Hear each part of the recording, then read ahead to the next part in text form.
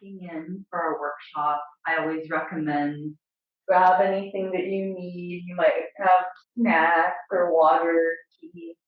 This will be a 2.5 hour section where I'm going to talk a lot about the neurobiology of sleep, and we're going to go deep into the realms of yoga and sleep. I have lots of tools, lots of suggestions, but again, grab anything that you need today.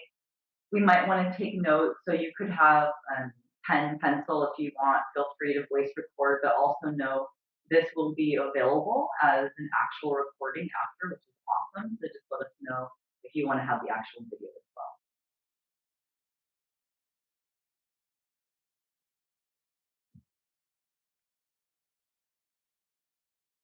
A lot of our workshop today is based off of the work of Dr. Matthew Walker, and this is a phenomenal book. And so Why We Sleep by Dr. Matthew Walker is going to be kind of like the main text for today. I did, however, bring a whole bunch of other books, and I'm just going to kind of go over these. And some of these are very, ancient texts. And so, like, for example, this is like the Bhagavad Gita. I like this translation by Ethnatha Foreign, but this is a, really ancient text of yoga that I highly recommend. Hermann Hesse's Siddhartha, I think, is a really important journey kind of through the self book. I think this is an important text. And again, I like this translation.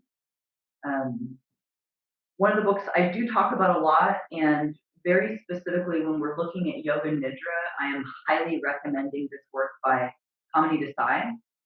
This book of Yoga Nidra, the sleep transformation book, this is phenomenal. This was like one of my sort of awesome accidental discoveries last year, and this is one of the most incredible books I've ever come across.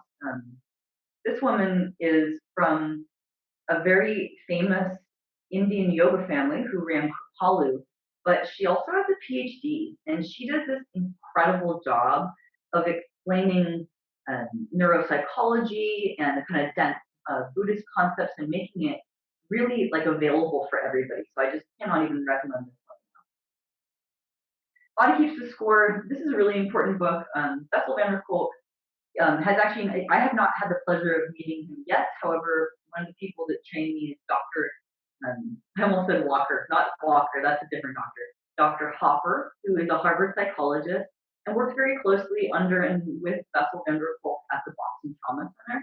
So there's a big connection over there with Kripalu, with Trauma Center in Boston, and with Harvard, because using different things like the technology, the MRI machine, this allows us to look at these ancient yoga concepts, but using that really modern technology to understand more about what's going on.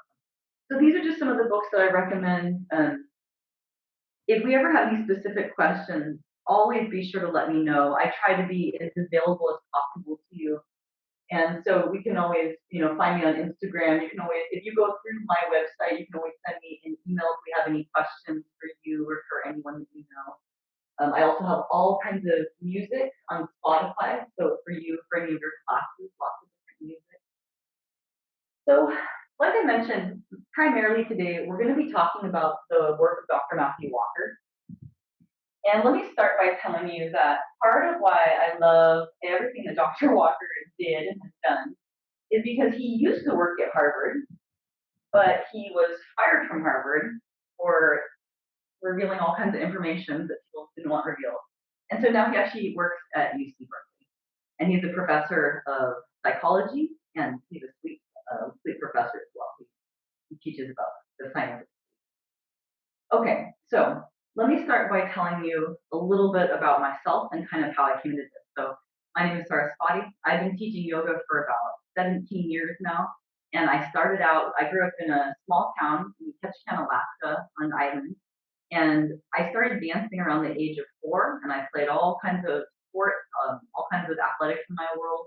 My mother was a dancer and a choreographer. My brother played all kinds of sports. My father was not only an athlete, he's like a 6-time national powerlifting champion. He's like super rich. And so we had all kinds of movement and athletics in our world.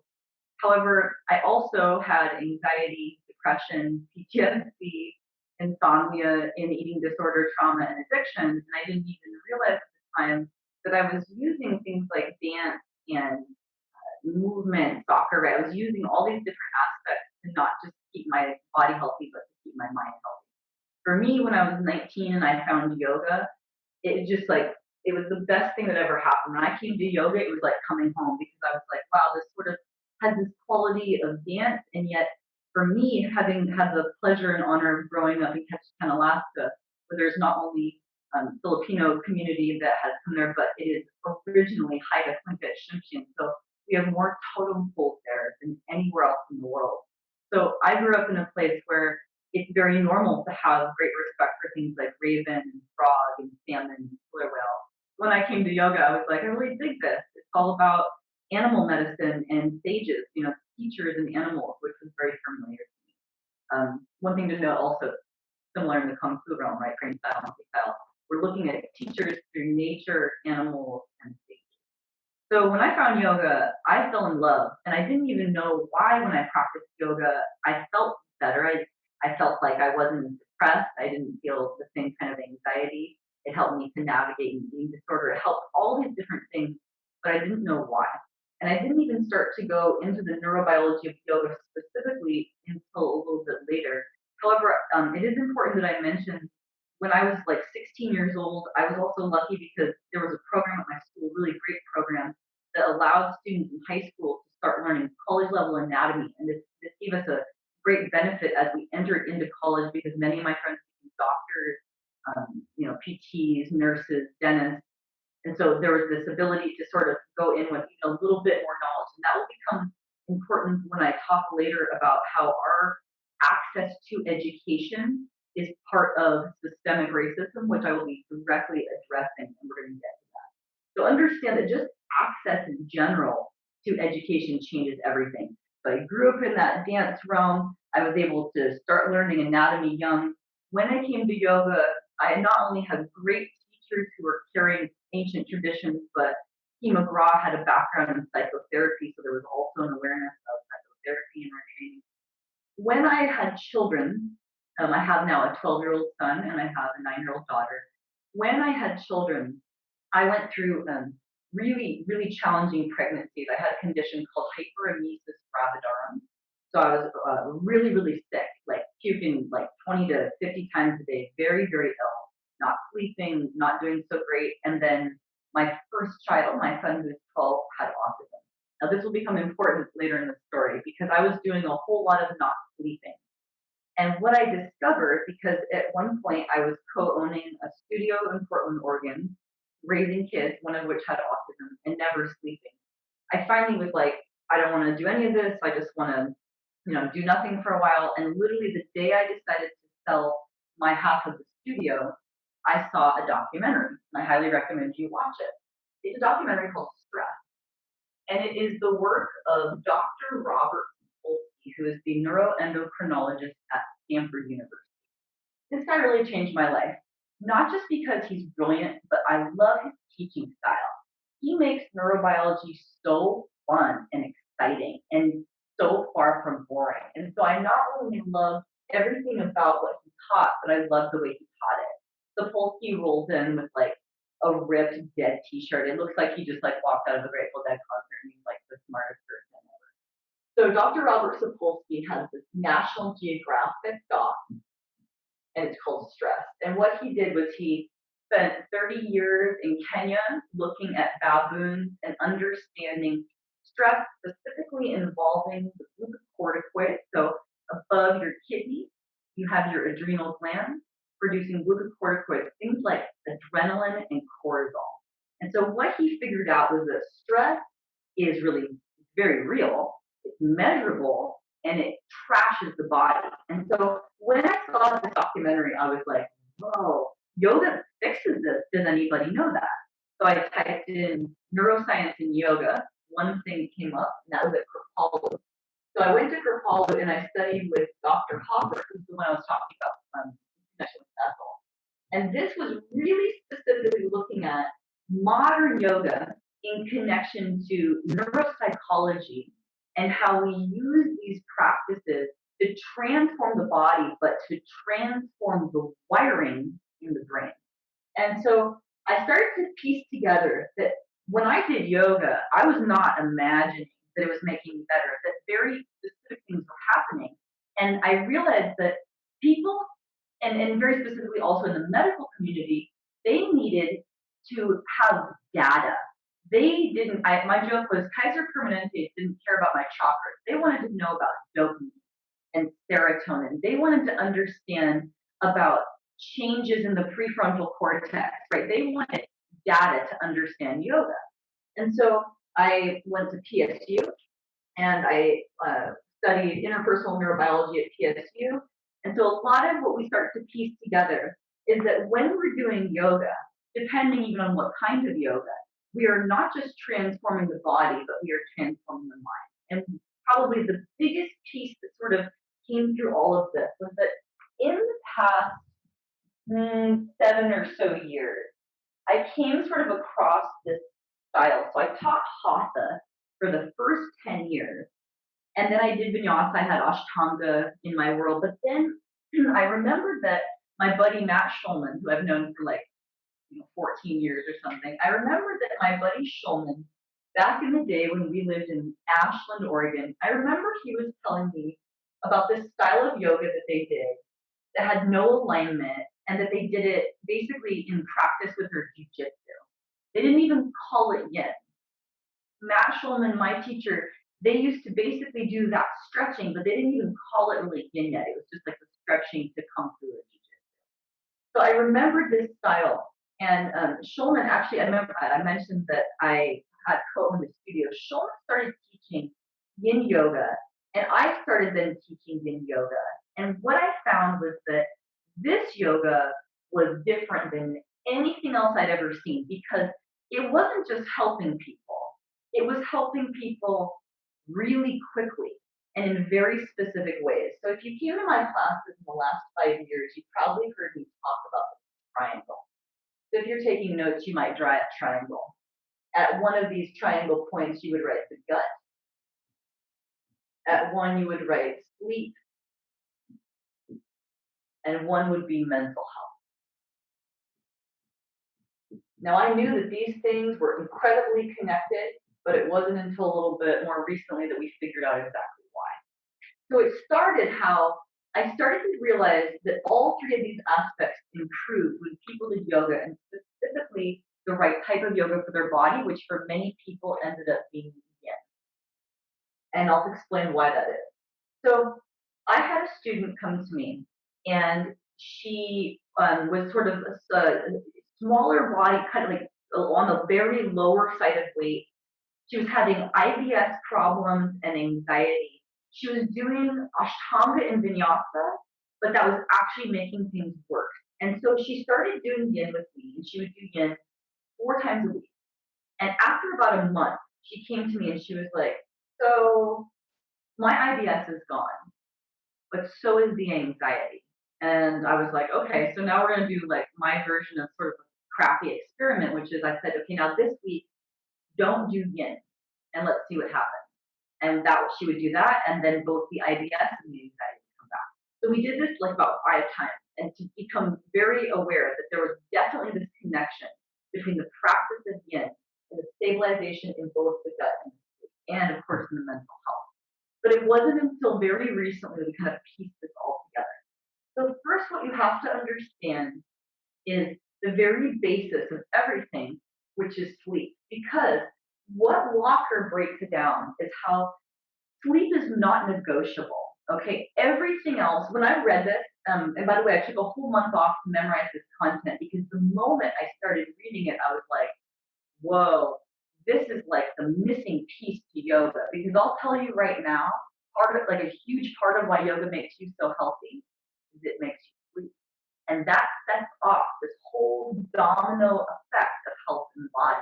And so if we haven't been able to sleep, and then you practice yoga and that allows you to sleep, it's just going to feel like magic. But I'm going to explain how it's science. So check this out.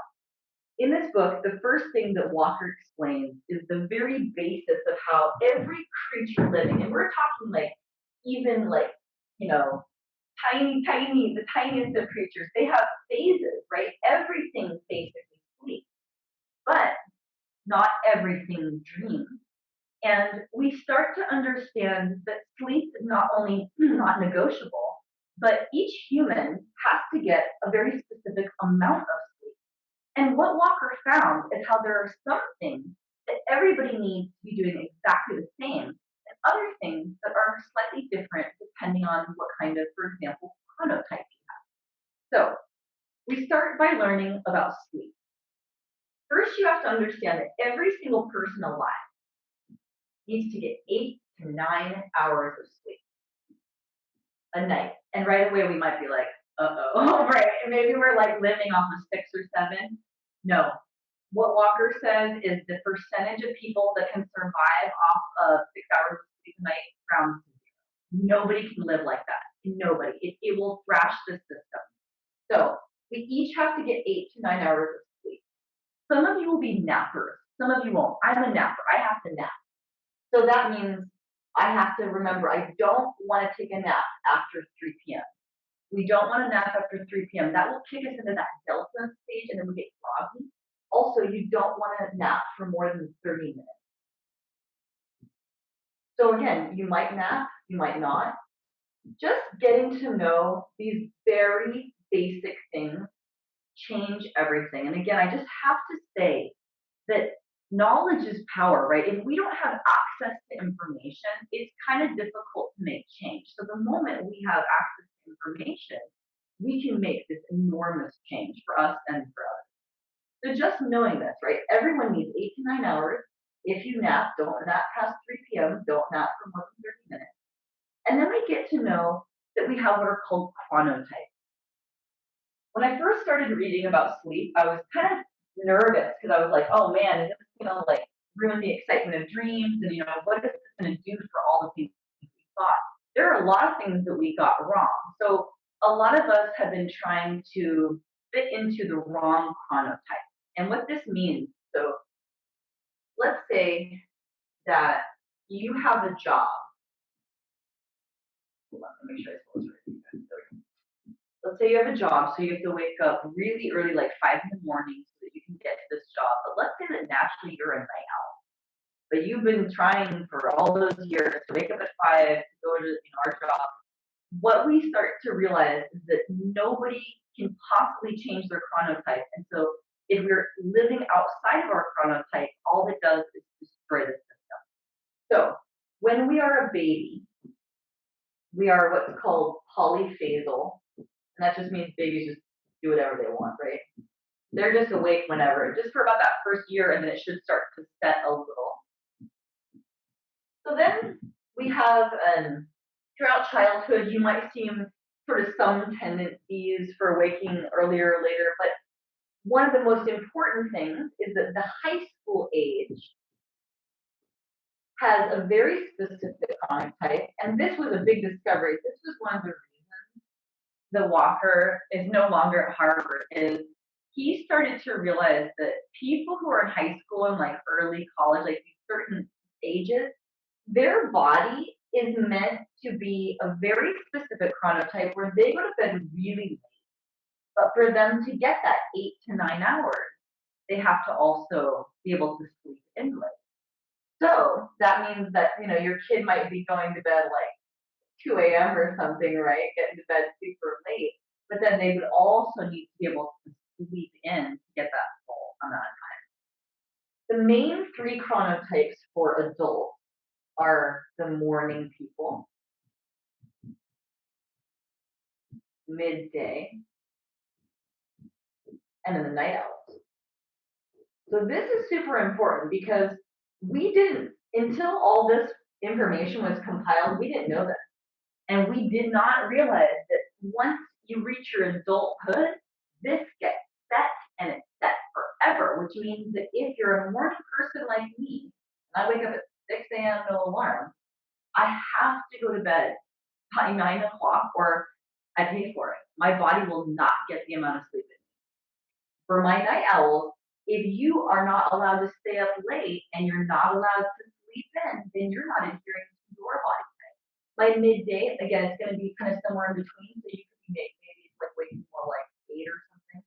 Now, remember, season matters. Where we live can affect that. even at this time of year, we might be feeling some change slightly within just an hour range because of having more light at this time of year in the summer. So you have to understand that we used to live in tribes. And this makes a great deal of sense, right? The babies can do their little thing. This high school age, right? They're allowed to stay up even later than the night owl, and there's a great reason for that in evolution, which is that then all the adults, right? They're already asleep. But this allows this group who are just learning, they're just becoming adults. It gives them a little room, but they're still close enough to mom and dad that they're safe. So it's actually brilliant, brilliant. Also, I have to say one thing I have realized as a parent, um, that there are two things I want to address. So as a parent and as a partner, we used to live in tribes, which means that now both parenting and dating and doing all that, oh, it's hard. We really weren't designed to do things like this because back in the day when I wanted to go to bed at 9, right, I can go to bed, and if anyone else, kids need me or some baby needs whatever, then I can sleep. But there's somebody else that can, nurse the baby or help to watch the kids. We literally worked in a tribe, and we were able to help each other. And if we don't have that, I don't think anybody gets the sleep that they need. So we're literally living in a way that we were not designed to live in, and it's deeply affecting the sleep. Also, just as a chronotype thing, I kind of joke that this is the date for your chronotype, or just, get to know your chronotype, because let's say that one of you is a morning person and the other is a night owl, then you will both have to get to know when you need to go to bed and when you need to wake to be able to get your 8 to 9 hours.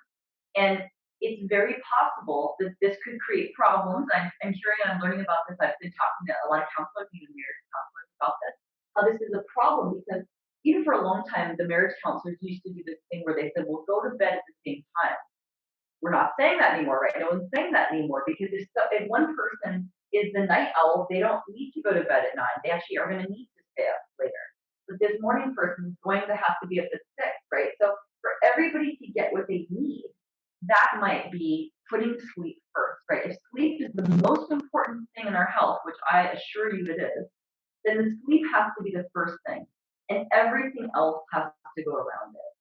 I believe that one of the greatest mistakes, probably the greatest mistake humans made, we didn't know anything about sleep. And so we attempted to form sleep around society. But what we should have done is we should have formed society around sleep. Now, as we're learning about sleep, that's what's happening. But we put in place all these structures and literally all these lights that are making it so that we're having to unlearn. We're having to go back to the way that we were created to understand why all these things in health have happened. A lot of things, like I'm about to explain, Alzheimer's, dementia, right? All these things that we couldn't figure out the missing piece. Well, the missing piece really comes back. One thing that I want to note, so I'm going to start by I'm going to start breaking down the neurobiology of sleep. And again, remember that we can always go back to the recorded, and you can always come back and take notes so we don't fill out all the information at once, because I know it's a lot of information. So we have not only sleep, but when you go to bed at night, you have that full 8 to 9 hour cycle. You don't just go to sleep, you cycle through 2 entirely different kinds of sleep. You have NREM and you have REM. And the NREM actually has within it 4 separate sections, which we cleverly name 1, 2, 3, and 4. So REM is the dream realm, and it's rapid eye movement. This is non-rapid eye movement. So 2 entirely different kinds of sleep. Now, what we know is that all amphibians, right, old school animals, they all have the NREM, but it's only mammals, only newer animals that have the REM. So what that tells us is that REM is the new kid on the evolutionary block. So this is much older. And as you'll start to see, REM and dreams may be, well, the theory is that it is possibly like literally the missing link, right? And that the dreams allow two very specific things. And we'll delve into this. And that's creativity and emotional processing.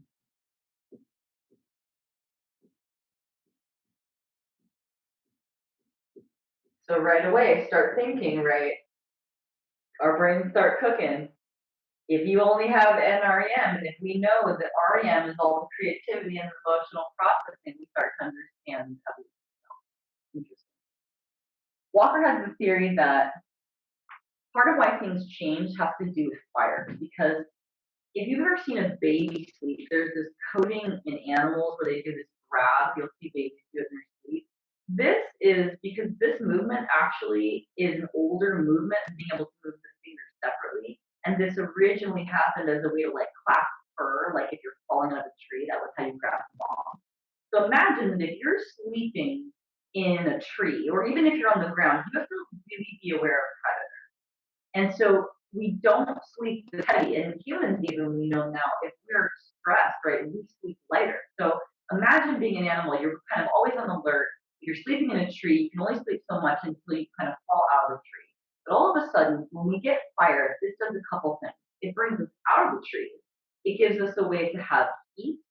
It gives fumigation from bugs, and the fire scares large predators. So we could sleep more. So then we started dreaming more. That whole concept of the ability to have comfort and safety and be safe enough and feel safe enough that then you can sleep and then you can process emotion, this is a very important part of development itself. So we have the NREM, which again we know is way older, and we've got this newer REM. A lot of NREM is about memory transfer, and I'm going to discuss this first. But I'm going to actually, let me explain this first. So I'm very visual. This has always helped me.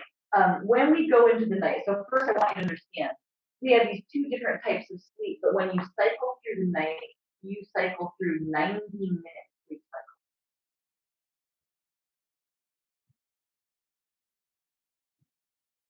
So each of these are 90-minute containers.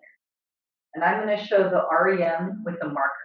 So at the first part of the night, you actually have a ton of NREM, and you don't have much REM. So at the first part of the night, you just have a tiny bit of dreams.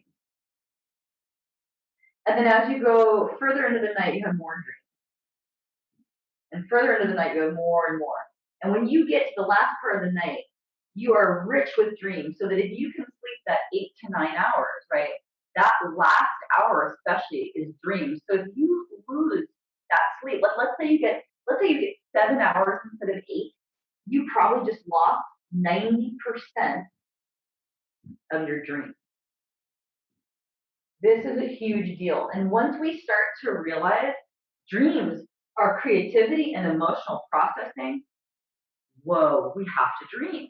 Dreaming is a huge, huge part of what's going to allow us to work through things like depression, anxiety, PTSD, insomnia, right? Eating disorders, trauma, addiction. It keeps coming back to if you can't dream, we can't do this kind of processing.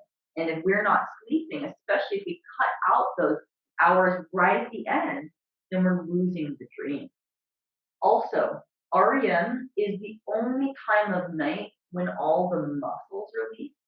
This is one of those awesome things that we had totally wrong. We all assumed that when you saw somebody twitching asleep, that they were dreaming, but it's not true. That's the opposite. If you're twitching, you're in NREM. Because once you go into REM, all the muscles release. It's actually trippy because if you're hanging out with someone and they fall asleep, you'll be able to see sometimes where they move through NREM or into REM, because you'll see the changes in the body.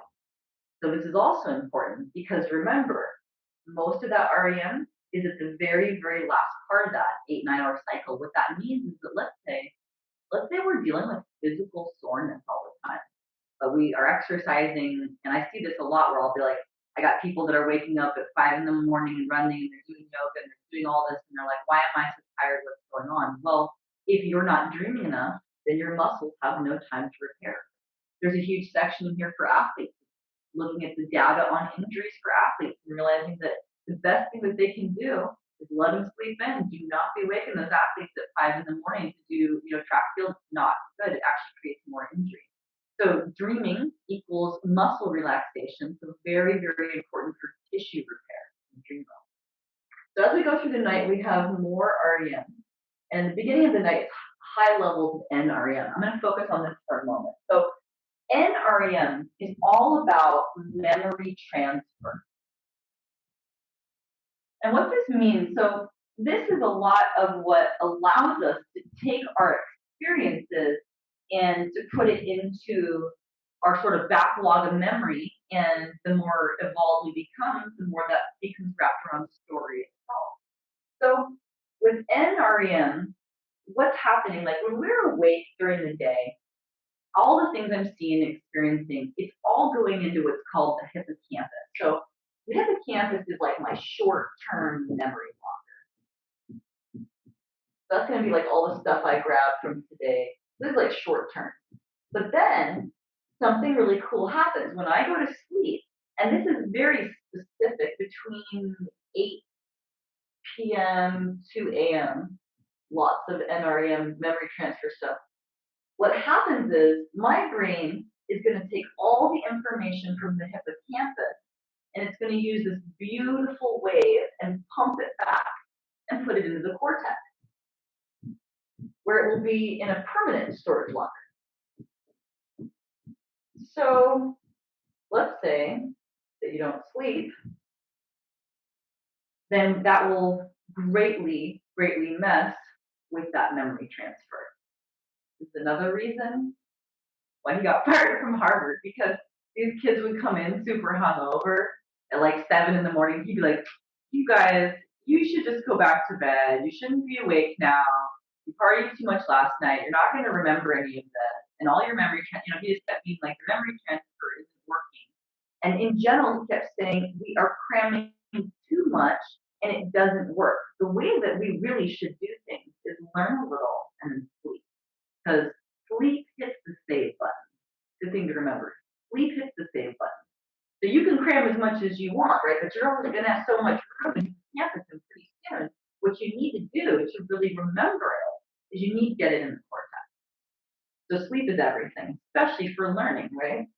So what starts to become very clear, right, as we're looking at the NREM, if there's issues with memory transfer, this is connected specifically to dementia. And that's because you could have a genetic disposition. This is actually one of the greatest finds through this information, y'all. You can have a genetic disposition for something, but for a long time, we would be like, well, how come we've got these 4 kids from a family? And I've got 2 that have dementia and 2 that don't. What is the difference? We could not figure it out. Is it diet? Is it this? Well, what it is that genes express themselves. They can turn on and off. But the bacteria in your gut talk to those genes. And guess what affects the bacteria more than anything? Sleeping and not sleeping. It creates this entire domino effect in the system. So what will start to happen is, let's say you have a genetic disposition for dementia, and then you don't sleep, specifically between 8 p.m.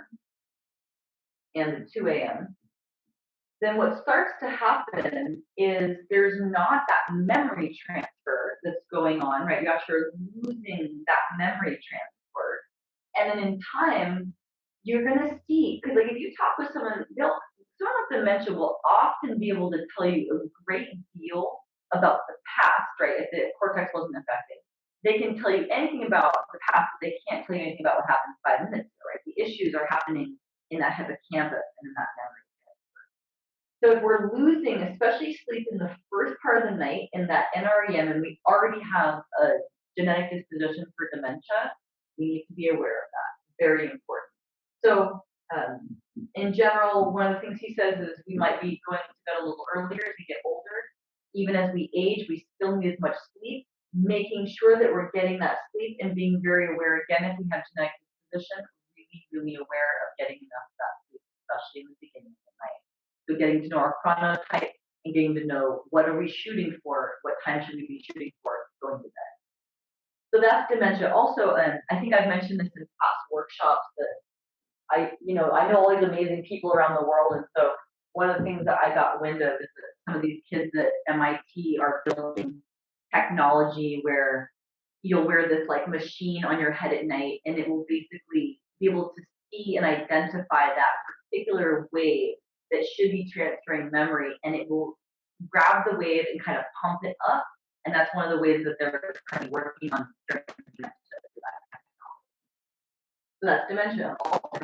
Alzheimer's has a component also of genetics. However, the missing piece has to do with sleep because during NREM, one of the things that happens is your brain does this really amazing thing where part of it shrinks down and this fluid comes in and washes away and will clot. That's what leads to Alzheimer's. That was the piece they couldn't figure out. Well, the thing is if you don't sleep, then you don't get that fluid coming in to cleanse the pathway. So if you already have a genetic disposition, right, and then you have a buildup of plaque, this is where we also very important stuff to note because this is talking about lymphatic system in the brain. I just have to throw this in. To me, this is really important because this is one of those things where yoga, right, the yoga from India, Chinese medicine culture, they've told us forever there was lymphatic system in the brain. But Western medicine was like, no, there isn't. It stops at the neck. And they were like, whatever. And then a couple of years ago, they were like, by golly, we found this lymphatic system in the brain, but it's more active at night. And, Chinese medicine and yoga were like, yes, we've known that for 5,000 years. So now we're understanding that there is indeed lymphatic system in the brain, but it's more active at night. So when you're doing an active practice during the day, you're probably cleansing that low lymphatic system in the body. But when you do, your practices that stems into cleansing in the nighttime, what you're working is the lymphatic system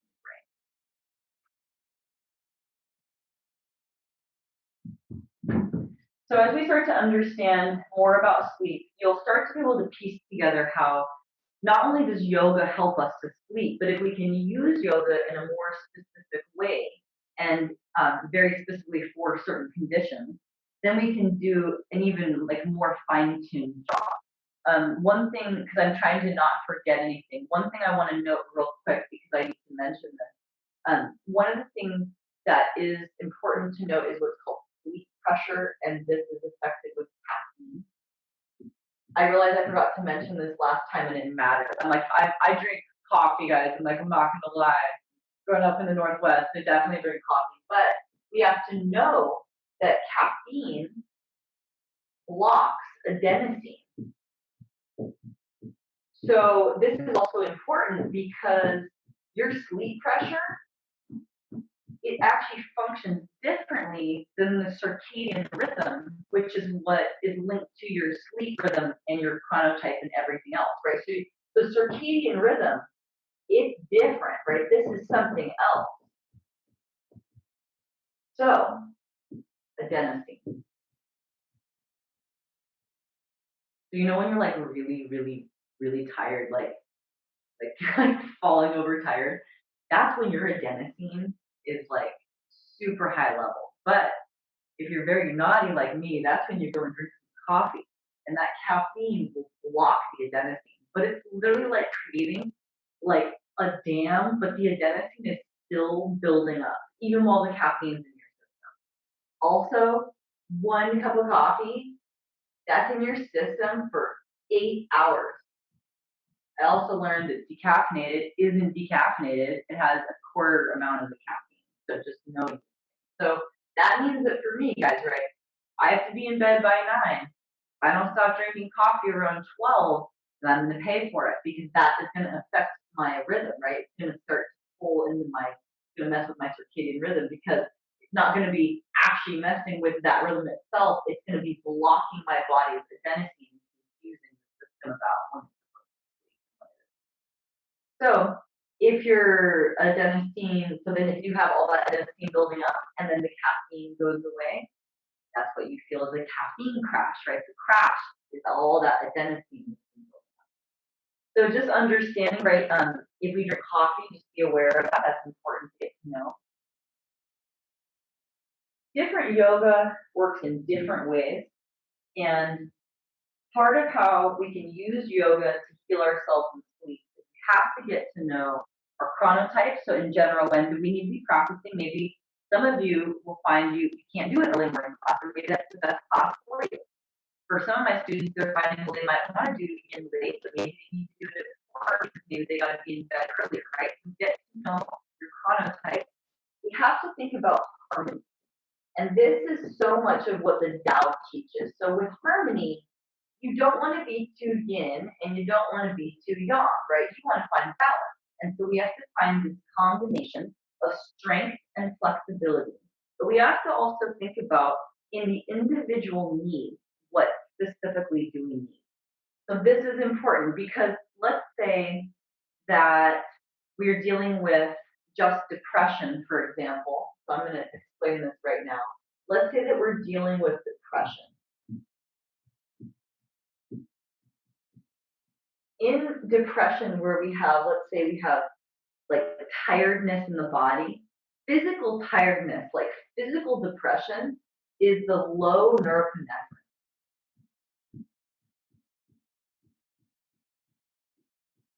And actually, the best thing you can do for the body is a yang practice because that's going to give you energy. So once we start to understand, okay, well, we can use the practices in different ways to help us sleep, to change what's happening in the hormones, to change what's happening in the neurotransmitters. We can use our practice in a more specific way. So this is a very specific example where, especially when you're a lot of get tired, kind of sluggish, right? That's when we're probably going to need something yang. We might need vinyasa. We might need kung fu. We might need a yang practice. If we are already very, very yang, then maybe, that wouldn't be helpful. But if we are in a state where there's like that sluggishness in the system, then that might be what's needed. So in general, we talk about, I address a bunch of different, hormones, neurotransmitters. But some of the ones that we talk about here, which are really important, are serotonin, dopamine, norepinephrine. So as I just said, that norepinephrine is going to be about the sluggishness. Serotonin has connection in the body. If we have low serotonin, sorry, I'm trying to talk and spell. I always spell it wrong, guys. So if we have like low serotonin, that shows up as grief in the system. And if you have low dopamine, that shows up as anhedonia, which is like we just don't care about anything, just don't care energy, right? So we have to figure out, and then we talked about the neurotransmitters. So we have to figure out what's going on in the body. This is actually one of the reasons why, like in the 80s, when they were developing SSRIs, they started to realize, well, it's multiple components. What if you're just having grief? Or what if you're just experiencing anhedonia? Or what if the body is just having a physical tiredness? They were able to start to piece together how different things in the body, like neurotransmitters, hormones, how that would show up in the system. And so now when they build SSRIs, they might have, most of it's just serotonin, or maybe it's just serotonin, or maybe it's mostly dopamine, or mostly, so they're building it depending on what is happening. So what's cool about yoga, and I always have to do my I'm not a doctor thing, don't go off your medication or anything, but know this, that yoga works immediately. And if you're really listening to the body, one of the things that you can add to your program is seeing how, oh, well, if I do this kind of yoga, maybe you do vinyasa, and all of a sudden you don't feel sluggishness. Good to know. But if you do vinyasa and it increases your anxiety, good to know, right? So we're getting to know what we need in the body. Maybe we go to restorative or yin and we feel like all our grief disappears, or we all of a sudden are experiencing joy again. I see the same thing when people do practices of yoga nidra. They come out done a bunch of studies now where they see, oh, we do yoga nidra, and that's like a 65% increase in the dopamine after like 30 minutes of nidra. So we get to know what's going on in the body and what do we need. Now, right away, let me tell you this, that part of what makes it challenging to know what to do as a yogi is that that was the job of the guru. So for a long time, all these teachings now, we can walk in and take class, whenever we want. For a long time, these teachings were held as secrets. They were family traditions or secrets, and if they were passed through, you had to prove yourself maybe for years or decades to even be taught those secrets. But if you were accepted by the guru, then the guru's job was to get to know your bones, get to know your body, get to know what did you need to create harmony. And so while we might have done, let's say we're all, together practicing, at Shaolin Temple or whatever, there might be things that we did together. But then if I need to go work on front kick and you need to work on forward fold or, whatever right arm work, then we would break apart and we would do more of what we needed. Now that's harder. I mean, and we do have some awesome studios and we do have some programs where it's more dialed in, but a lot of times as teachers, we're seeing so many students, it's a little harder to get to know what do people need. And so now I teach you in this way where I want all of you to get to know what you need. What does harmony mean?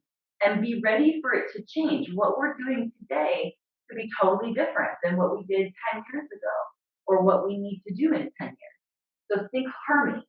Think about what's not just going on in the physical body, but what is also going on within the mental health realm.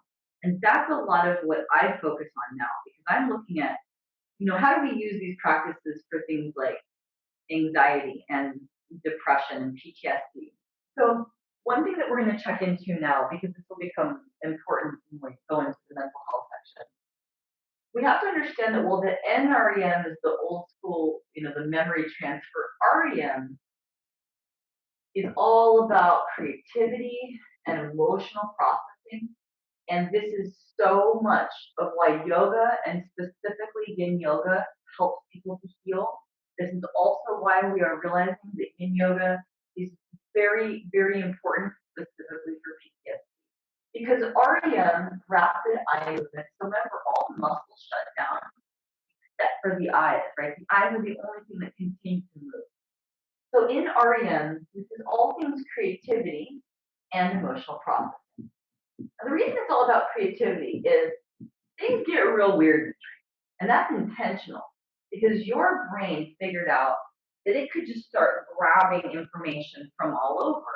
And then you might wake up with a great idea for a song, or you might be able to solve some math equation, right? This happens all the time where great pieces of music and art and scientific ideas, they come from dreams because when we're awake, our brain does this very classic A, B, C, D. It's very organized in doing it in a specific way. The opposite happens when you dream. When you dream, it gets crazy, right? Things are going A to J to Z. It starts hopping all over.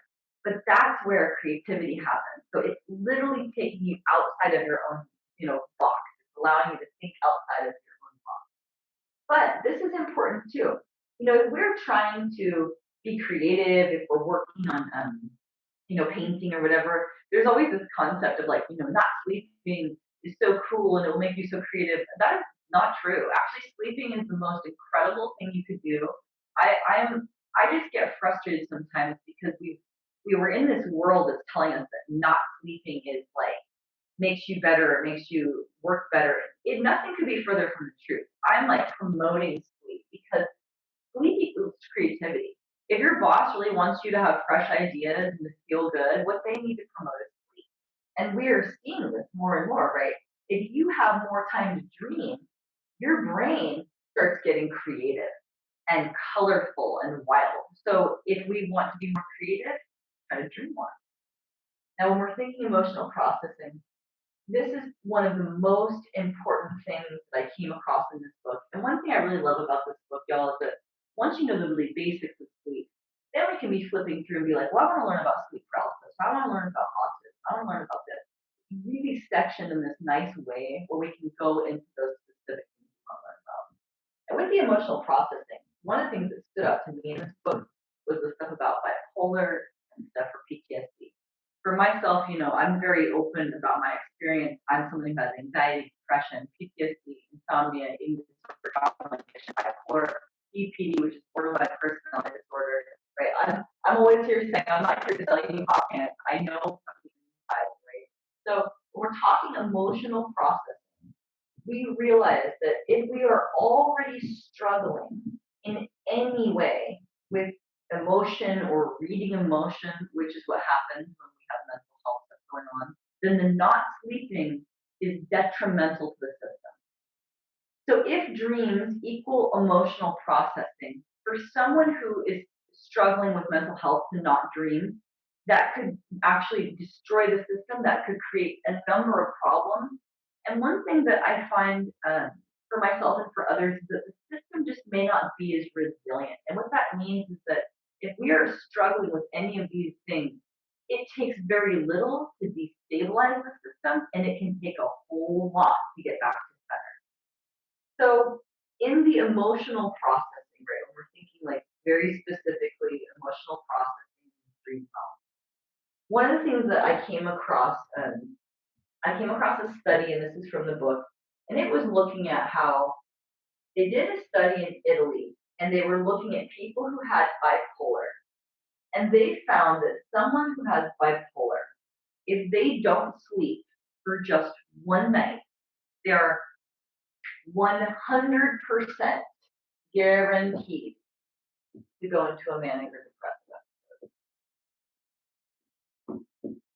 That's an important study because that means that if you have bipolar, sleep is not negotiable. It should be the very, very first thing.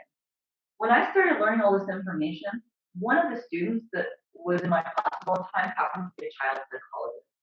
And she would take this information and then go immediately apply it in their facility. So the facility itself, because of this information, started going, what if we target sleep first? Like everything else became secondary, and you will not be surprised that things changed in the best of ways very quickly because they realized that the root of so many things comes back to not sleeping. Now, without going into great detail, because if you want to read about this, I would check and read about it here. One of the big reasons that he was fired from Harvard is he released a lot of information about Ambien and about sleep medication. Sedation is not sleep, and things that disturb sleep are detrimental to the system, and we are only beginning to understand that because one of the things that is unfortunate is a lot of that data has been destroyed on purpose. What? That's the crazy stuff, kids, but that's real. So understand, there's a lot of stuff, right? This information, if we look at the data, right, what is needed is healthy, natural sleep, and anything that disturbs that is no bueno. Even alcohol and THC. Now, trust me, kids, because I live in Oregon, I keep it real with everybody. I love marijuana. I do, and I was so bummed when I read this part. I was just like, oh, Walker, don't take my weed away. Oh, dude. But here's the thing: alcohol and THC block the dream realm. So anything that blocks the dream realm, like we have to bow to that science and understand that could be affecting the system. Now, when I delve here into PTSD, we'll understand why again that could be really, really important for some of us. So if we let's say, okay, one of the things that we figure out if we don't sleep, you don't get your memory transferred, you're losing your creativity. One of the things it does is it messes with our ability to read people. So when we don't sleep, it's like he says, think about a bunch of kids, who are staying up or not getting their sleep, and they start to get wild and things swing in all different directions emotionally when people have not slept. So for anyone, if we don't sleep, it actually makes it impossible to correctly read somebody's face, which is really important because what the data shows is that if somebody's making a nice face at you, but you haven't slept, and I think that, I believe that the study was looking at for people who had slept for like about 4 hours a night, it's scrambling the information. so that you can be misreading someone's face. So that means if you're working, hard on some project at work, but you're not sleeping, you might actually go in and then misread the coworkers, the boss's faces and interactions because you actually cannot appropriately process the information. If we have PTSD, we already can't process faces and information. So then on top of that, if we don't sleep, it would be impossible to understand what is going on around us. So people with PTSD, the brain looks different. We have increased gray matter in the amygdala, which is the part of the brain which is all about fear and aggression. And yet we also often have smaller or decreased activity in prefrontal cortex and executive decision making. So if we're already struggling and then we don't sleep, it makes it very challenging to read people's faces. They did studies, people with PTSD, if you show them what are called Rorschachs, like the ink blot, people who have a non-traumatic experience might be like, that's the butterfly, and then someone with PTSD, we might be like, that's, my buddy's leg blown off in the war or something. We might see very different things common because we are actually, our perception has altered, right? Our brain looks different, the perception has actually altered. So we are already having altered perception, and then add on top of that, not sleeping, you can see how it would really, really stress that person and their ability. So now what we're going to do, we're going to go through the sections looking at anxiety, depression, PTSD, insomnia, eating disorders, trauma, addiction, and I'm going to talk about what I would recommend for a yoga practice. And again, because I don't have that ability of always being one-on-one, this is why I keep myself very available. So that then you can always send me an email and be like, well, I'm working with this and I'm working with this, because most of the time, y'all, it's not simple like, oh, I have anxiety or I have this addiction. It could be a whole bunch of things going on. There could be a mix. And so we're looking at multiple components, and then we're using the practices to create harmony. So, for example, if we have anxiety,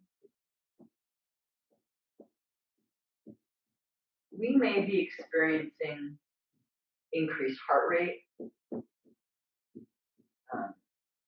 tension, like physical tension, rumination. So one of the things with anxiety is we go over things again and again in the brain, and that could be going very, very quickly. So it's exhausting for the mind, so like rumination. Now, depending on the body type, we have to look at what kind of practice would be helpful. So maybe we could use something like hatha. I might recommend like a hatha practice for a general strengthening. But if we have anxiety, we might find that something yang, like running or vinyasa, may not be appropriate. And the reason is, if you already have anxiety, you might not want to increase the adrenaline. That might not be helpful. Maybe it is. Maybe you do vinyasa and you feel great and you're sleeping great, but if you're not sleeping great, we're having gut issues, if we're feeling like we're trying a practice, but things aren't changing, then maybe we have to try something like restorative or yin.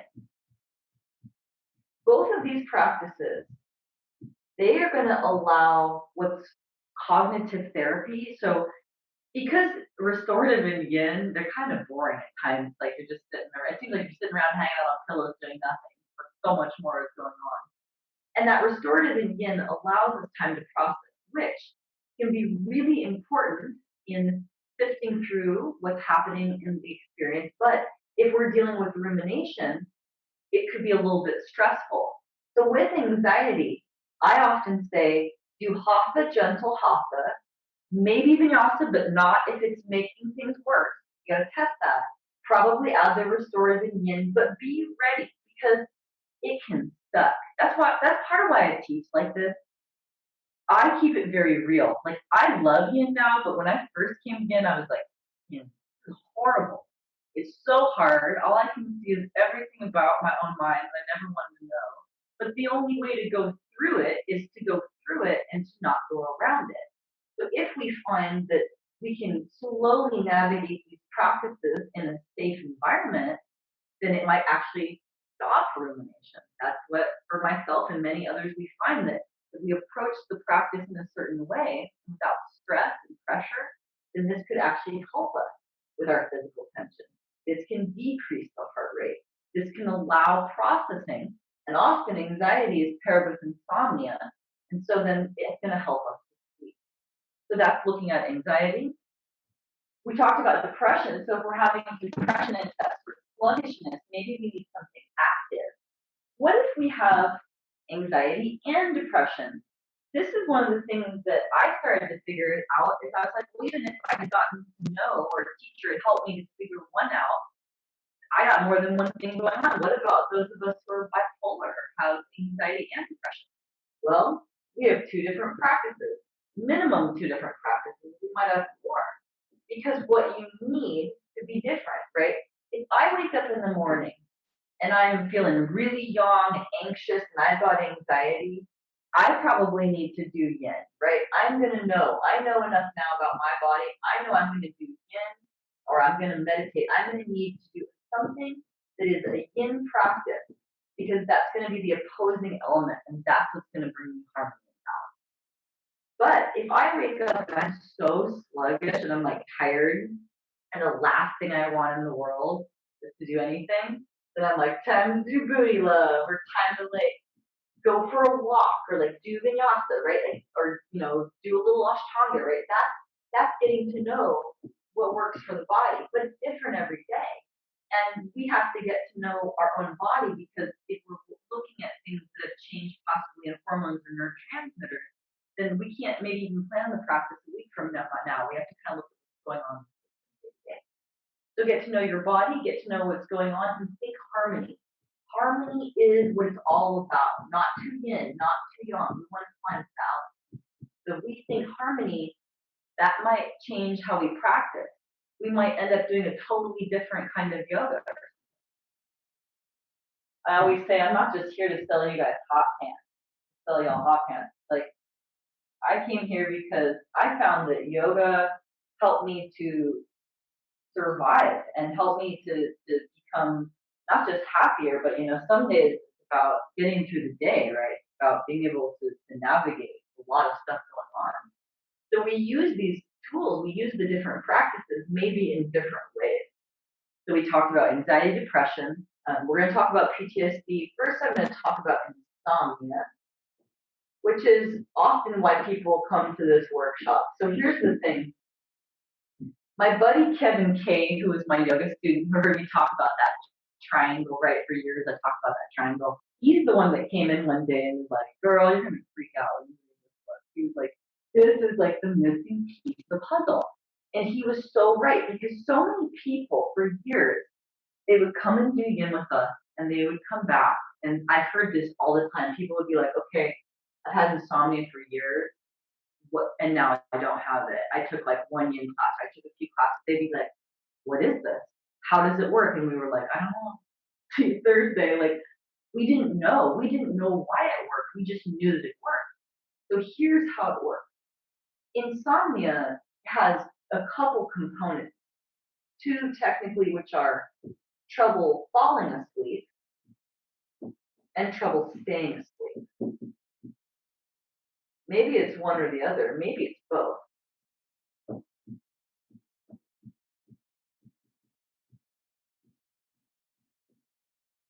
But true insomnia, what they actually recommend in the book is CBT. They recommend cognitive behavioral therapy. I probably dropped that book on the floor and was like yelling in my house when I read it, because I was like, oh my God, this is it. Yin is cognitive behavioral therapy. That's why yin works for insomnia. That's one of the reasons, because you have time to process. All those glorious bored minutes, that's where you're thinking about, are you in the past? Are you in the future? We're just daydreaming. We're allowing this process that has to happen, because if it doesn't, if we don't have theta state, if we don't daydream, that is so bad for the brain. We're learning this now, all this sweet technology, bad because we're not bored. The boredom allows the processing during the day, so that when you lay down tonight, you go right to bed. Otherwise, when we lay down at night, the brain starts to process things that it should have been able to do throughout the day. So this also leads me to the point of, I want you to do yoga, but I want you to do what works. If you find that, part of it is you do yin, well, maybe walking in the woods helps this. I got a guy that fixes car leaves. That's part of what he does. I've got some people that they love to quilt or knit or garden. Notice all the things that help you to process. That's part of your yoga. Remember that. That's part of your yoga. Whatever is allowing connection, this is going to be part of our practice. So part of it is we need this time. I like to go and walk. Um, I was actually thinking recently about how I've mentioned this before. My father grew up on a farm, and I remember he told me how there was lots of time where they were bored or where they would just be like walking in the orchard. My father, even as like a 68-year-old, sets time aside every single day. He goes on a 3-mile walk alone every single day. But that's smart habit because he figured out that's part of his yoga. He needs that time to process so that he can sleep at night. So get to know ways that we are, finding our life theta process, theta state, daydreaming, and that's going to help us sleep. For a lot of people, if our lives get busy, then the restorative and the yin, that's where we carve out that time. So as much as yin, and restorative are great for your body, a lot of people really were using it for the mind. We're carving out time to be bored and to relax. That's what we've come to. We are so consumed with our sweet technology and there's so much stuff happening that now we have to actually set time aside to be bored. So understanding that, now I'm gonna take a moment to note this too.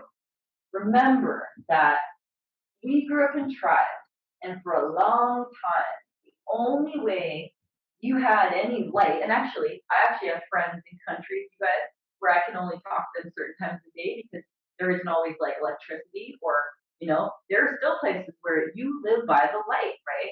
We can flip light switches here, and we can control light all the time. That's one of the worst things that ever happened to humans because we are no longer connected with that circadian rhythm. So that's important to note that we have to be aware that that flipping on the light has changed and confused the brain. The blue light from a lot of our media technology is also a big issue that we're learning about. So we talk about insomnia, and in the back of this book, he has the 12 steps, which again, I always recommend, check it out. But you can also just even search online. You can search Walker's like 12 steps to sleep. One of the things he says is you have to know that light. And so like an hour before, whatever, I'm getting to know our chronotype, an hour before you need to sleep, pull out that blue light because that's going to affect the melatonin release, which tells the body when to sleep. Real quick, melatonin, just real quick, we could talk so much about this, but we don't usually recommend it unless there's 2 times we recommend it. One is, like I mentioned, I got a 12-year-old who's really high functioning autism spectrum. People who are ASD, they produce less melatonin. And so the light is not as light and the dark is not as dark. So we see a lot of interesting things. Another thing we're going to be researching a lot more of is we're starting to realize that people with autism don't dream as much. So we're working on getting more melatonin, more dreaming specifically for our ASD group. So we recommend melatonin maybe for our ASD community, but also if we are traveling, that's the only other time we recommend it when we're dealing with jet lag because you basically have to like get your circadian rhythm relinked to where you are. That's another one of those funny things where when we were designed, the system never imagined that we would be flying in airplanes, right? So think jet lag. So really that's the only 2 times that we recommend it. Otherwise, most of us make an appropriate amount of melatonin, so we don't really want to mess with that in general. If there's more information on that, you can read the full book. So anxiety, depression, we're going to talk about PTSD, we did insomnia, eating disorders. I'm going to touch on this real quick. Now, one thing that I talk about, I just read this really great book with my kids about body image. It was awesome. One thing I want to make really clear is that for me, I want you to sleep. I want you to be happy. I want us to do the least amount of damage to every one and thing around us, in the ways that we can. Like that's our work. I I don't even use these terms anymore. Like we used to say anorexia and obesity. We don't even use that anymore. We just say lower weight, higher weight. And this is what I think of. To me, health is, again, are you sleeping? How does our gut feel? Do we feel joy, right? That's what I am looking at when I'm looking at our health. The two specific hormones I want us to get to know, because this could be important if we are navigating eating disorder or if we're working with people who are navigating eating disorder or eating disorder recovery specifically. We're looking at ghrelin and leptin hormones. Now, I'll tell you right now, if we don't sleep, it's going to mess with both of these. Ghrelin's going to make you hungry, and the leptin's going to tell your body that it's full. So right here, I don't even have to tell you very much, just so that you start to understand our sleep. And of course, we know there are genetic components, but a lot of that has to do with the bacteria in the gut. And if we don't sleep properly, that will kill off the bacteria, and that messes with our gene expression. So just by targeting sleep, it's going to stabilize the ghrelin and the leptin. So the body is hungry when it needs to eat, and then it will be able to tell the body when it's full. If the body doesn't have the ability to say I'm full, or if it doesn't have the ability to say I'm hungry, you can see how that would show up as lower or higher weight in the system. Again, I'm interested in, are we sleeping? Are we happy, right? So get to know what's happening in the system. And again, we're thinking about in general, when we're not sleeping, how does the gut feel? Do we have constipation? Do we have diarrhea? Maybe we have both. I want us to also be noting, like I keep like I almost said a log. I'm like, that's kind of like, but I keep like a journal, and I'm looking at how do I sleep? How is my digestion? I like kind of chart what's going on in my belly region, because I find that if I'm really on that yoga practice, things are going really great down here. And if I'm sleeping good, things are going really great down here. But if I don't sleep, and if I don't have that practice, right, that will affect what's happening. So just that awareness of what's happening in the body. Do we feel changes in the digestive realm? So get to know more about the hormones and how that affects the system. Now, in general, when we're thinking about eating disorder realm, if I've got somebody with a lower weight and I don't want them to be losing weight, I'm probably going to be recommending breath work, because the breath work alone, pranayama, increases serotonin and stimulates the vagal system, which that vagal system is a two-way street, endocrine system, or not endocrine, excuse me, enteric gut system to the brain. So if you use pranayama breathing, you can actually use deep breathing to increase the serotonin, and then that will affect the mood. So you could even just be using breath work. I would not recommend something too yang, because we're not wanting to decrease the weight. So maybe not something yang. We could be doing like restorative, gentle hatha. Just getting to know again what would bring balance in the body. Maybe yin, possibly yin. Watching for over flexibility, of course, with our bodies. So we're watching that.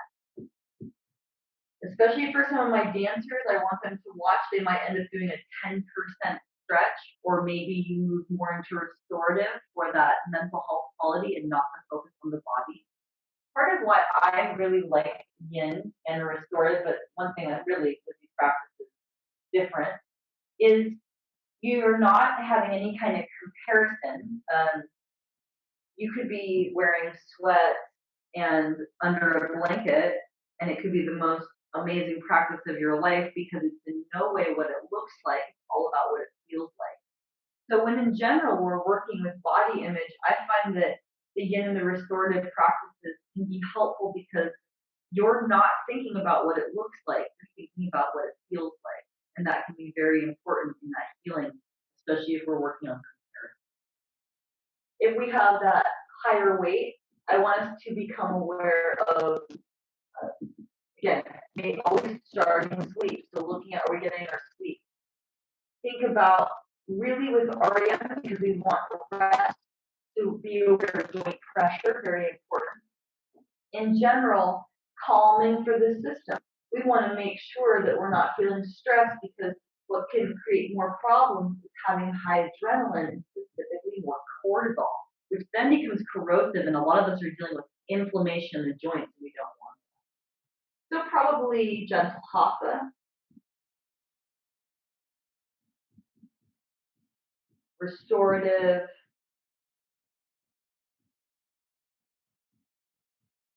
yin. And one thing I want us to know, we have so many cool teachers. Like, I know so many awesome teachers. Like, the person that comes to mind that's specialty for yoga for bigger bodies is Anna Chapman. She's amazing. There's so many different ways to work. Different people have different tools for us. If we have a bigger body, we might find that some things work and don't work. So really check out some of these amazing teachers who are making it more accessible for everybody. That's what it's all about. And of course, we have to find that everybody has different joints. Everybody's got things that could be happening, even different left or right. So what I love about yoga is yoga wants us to figure out for our bio individual, not for the person next to us, not for the person that we were 5 years ago or who we're going to be in 10, but really looking at what do we need now. So lots of tools, lots of cool stuff. I want people to experience health and harmony, but really what that means to me is sleep and happiness. Now we're thinking about PTSD.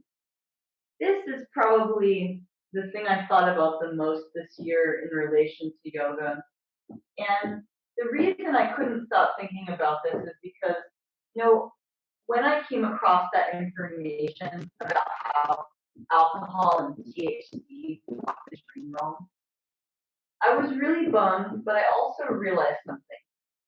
That for myself and for everybody I know that has PTSD, we either intentionally or unintentionally use alcohol or THC to block the dream realm. Some people have come to a point where they don't, but that would be what I would consider recovery. Seriously, because one of the things that's very specific, and when we say PTSD, we're saying post-traumatic stress disorder. PTSD is specific in that we have reoccurring nightmares. And this is one of the things that sets it apart. PTSD can happen for many reasons. I have some of my crew who were at war. I have some people who experienced things, medical things, or were in medical conditions that affected them and gave them PTSD. There are lots of different ways. It can be trauma. There are lots of things that can create PTSD. When we experience flashbacks, and that's another thing that's very specific with PTSD, it is almost as if it is as if we are in the moment, and so we get wrapped in the past. And so part of the problem is that with the reoccurring nightmares, they're so awful for most of us. You don't want to sleep. You certainly don't want to dream. So we don't sleep and we don't dream, and then we become locked in this vicious cycle. What I've come to realize in all my years of teaching and for the things that I've been through, most people want to heal. They really want to live good lives, but a lot of times people don't even know where to begin. That's why if we find yin yoga, it can feel like such a blessing. If we find yoga in general, it can feel like a blessing because it's a tool. It is a way. It is a path. And if you have a path, and if you have knowledge, if you have that desire to change, that's how things change. If we don't know about yin yoga, if we don't know that yin yoga could help our PTSD, how would we ever practice and how could we get better? So a lot of times what happened was people came to yin because their bodies were sore and they didn't realize that it was going to set off this whole domino effect to begin healing the PTSD. And here's how it works. Let's say that you have PTSD. One of the things that's specific, and Bessel van der Kolk mentions that your body keeps the score, and I remember coming across this information and being a little surprised. So remember in the very beginning, I mentioned that documentary about stress, where the guy's like researching baboons, he sees that adrenaline and cortisol, right, from the adrenal glands, those levels are all about stress. Well, people with PTSD, unusual. I was a little confused at first because what the data showed was high adrenaline and completely blown out cortisol. So like low to non-existent cortisol. Well, that's because the system was so high in adrenaline and producing so much stress for so long that the body was never coming back to baseline. That the body simply like wasn't correctly returning because it was too stressed all the time. Our stress response is meant to last 3 minutes. For somebody to live in a constant state of stress, that rashes the body and it rashes the body very, very quickly. The body is not designed for having these levels of adrenaline, not at all. So we have high adrenaline, low cortisol. When you come to yin yoga, because yin is a cognitive behavioral therapy, it creates theta state, right? So we start to process. And because it is parasympathetic, it blocks the sympathetic. So here's what these two words mean. The sympathetic, that's like the fight, flight, like that's like you either get in a fight or you run away, right? That's the fight, flight. But the parasympathetic, this is all the chill. So this is when your body has gone into like the rest and digest, which is often where we want the body to go into when we're doing yoga. The thing is that these two cannot function at the same time. So if you come to yoga and you just been cranking adrenaline and you have PTSD, but your cortisol is blown out, you might actually get a reset in the body after one round of yin because you come to yin. And because it's parasympathetic, it blocks the sympathetic. So right away, it starts blocking this adrenaline. Then you process during the class. And then, hopefully, you can actually sleep because you process during class. Then, hopefully, we dream, which is emotional processing. And then we wake up and we feel better, hopefully. And if we have even a tiny bit of rhythm, we find a way to heal. And I don't do the whole immediately stop drinking, stop using THC. I'm realistic. I know that sometimes it can take a while. That might not ever happen. But at least understanding that alcohol and THC block the dream realm, it helps us to understand that nothing happens in a vacuum, right? That we might be using for a very good reason. It could. I'm actually starting to see that a lot of my addicts, they might actually just be using mostly to cover up the dream. But the thing is, what we're finding, what the science shows, and what I found myself, is that the only way to get through those traumatic nightmares, those reoccurring nightmares, the only way is you have to go through them. They will never stop until we can dream. Because what has happened, what the data shows, is that the time of onset trauma, for whatever reason, we were not able to sleep or dream. And so our brain got locked in this mindset. It wants to process, and so it keeps going over it again and again in an attempt to process. So as much as these dreams can suck, it's actually the most important thing that we can do is to work on the active dream.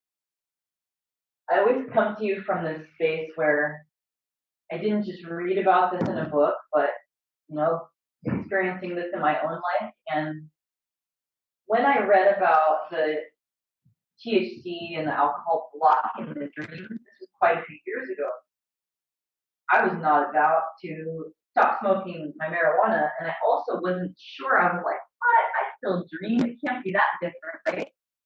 But this January, I did an experiment on myself because me and my buddy Joey Beso went and took a retreat to Bali, Indonesia, and there's no marijuana there, so of course I stopped smoking.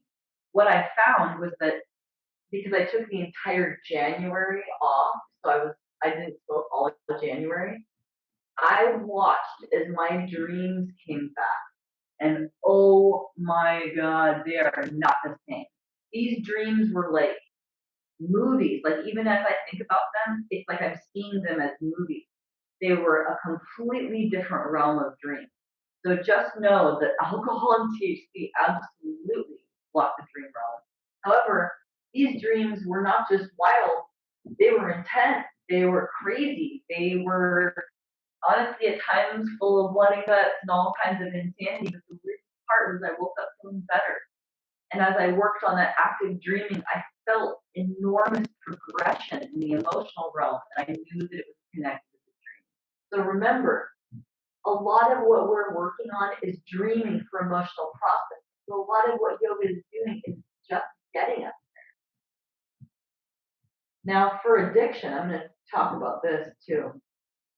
For addiction, under my website, under resources, I have in two parts this really excellent piece that Freakonomics did. So it's all about the opioid epidemic.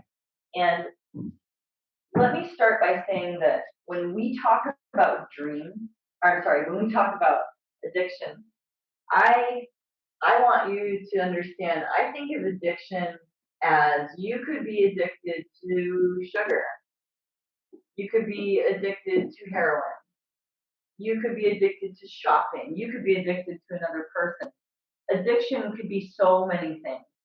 And in that Freakonomics piece, this one doctor breaks this down. This is the best way I've ever heard addiction explained. So I use this model now. And by the way, this doctor was somebody who he became very addicted to opioids himself and then became clean, and now he has dedicated his life to helping others.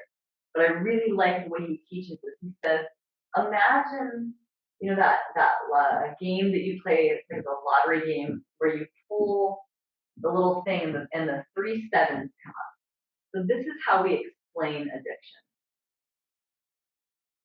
True addiction happens when you have all three of the sevens come up. The first piece has to do with genetics.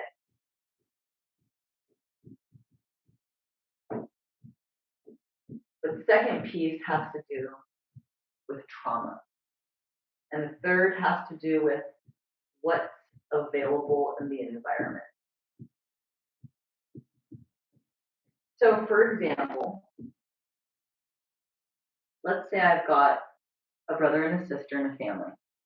And the brother and the sister both have genetics for alcoholism. But the sister has trauma and the brother doesn't. Even though they both have an environment of alcohol around, she becomes the alcoholic in here. Let's say we have genetics for opioid addiction or meth addiction or something. And let's say that we do not experience trauma and then we're in the environment, we are way less likely to then experience addiction. It's when all three things fall. So when you start to understand this, there's the genetic component, the trauma, which that's the piece that was missing for a long time, was our understanding that you can have the genetic, you can have it around. Trauma is often the piece that really kicks things into it. So when you understand this, well, what if what's around you is heroin? Well, what if what's around you is shopping? What if it's crack or cocaine? Believe it or not, if we were to look at how cocaine works in the brain compared to sugar, it might surprise you which ones work. And yet we get these ideas even socially of something being better or worse. But to me, honestly, I'm at a point, y'all, where I just see addiction as addiction. I see genetic components. I see trauma. I see what was in the environment. It can get us away from this judgmental thing of like, oh, this person did this or they did this. Well, start thinking, look at those genetics, look at if there was trauma, and look at what was in the environment. And just like you pull the slot machine. So this has us looking at addiction in a different way. For yoga, we see a ton of success in general just with adding yoga. However, if we are addicts, my joke is always if we want to do, all the flow or all the ashtanga in the world, be aware of that. We can overuse the practice, and we have to look at harmony and what we need for the body. If we tend to be very yang, then it might be that you actually need something yin. If we're drawn to, being very yin, then maybe what you need for the harmony is yang. So just remember, there's ways to use practices. The one thing I always recommend for addiction is nidra, because like I mentioned, we're seeing really great stuff in dopamine increases and serotonin stabilization, which is very important in the body because dopamine is like the gas, serotonin is the brake.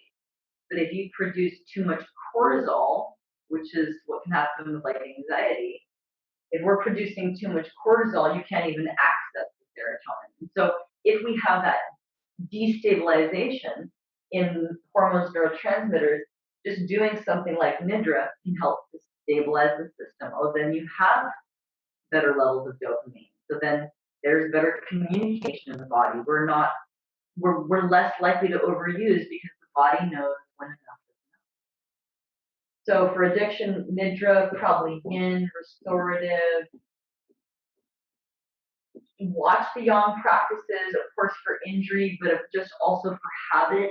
And there can be a beauty in creating a container and a rhythm, but we have to get to know, especially, like for like addiction or OCD, that rhythm and that habit could be good or it could become negative. So that's something that we have to navigate. Again, we're always looking for fun. So we talked about anxiety, depression, PTSD, insomnia, eating disorders, addiction.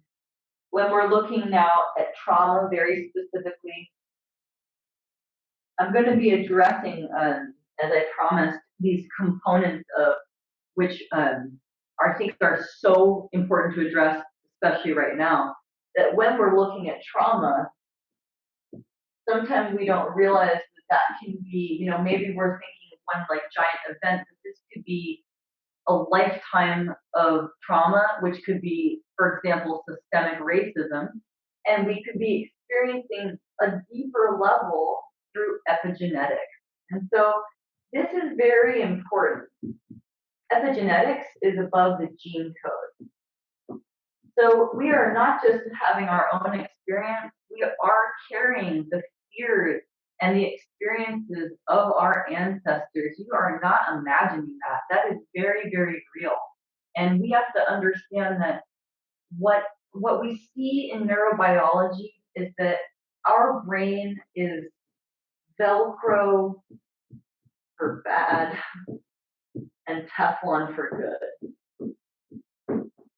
I can't remember who's saying that. Might have been like Dan Siegel. I can't remember who used to say that. But basically, the way that we evolved was it was more important to remember the bad things to keep you safe, and the brain was less likely to sort of remember the good things because that wasn't as important for safety. However, that can create a problem, of course, because then if we have traumatic situations or if things have been carried through the genes, then it starts to seem like those things come up and they sort of can seem like they outweigh the other things. But we have to understand our brain was designed this way to keep us safe.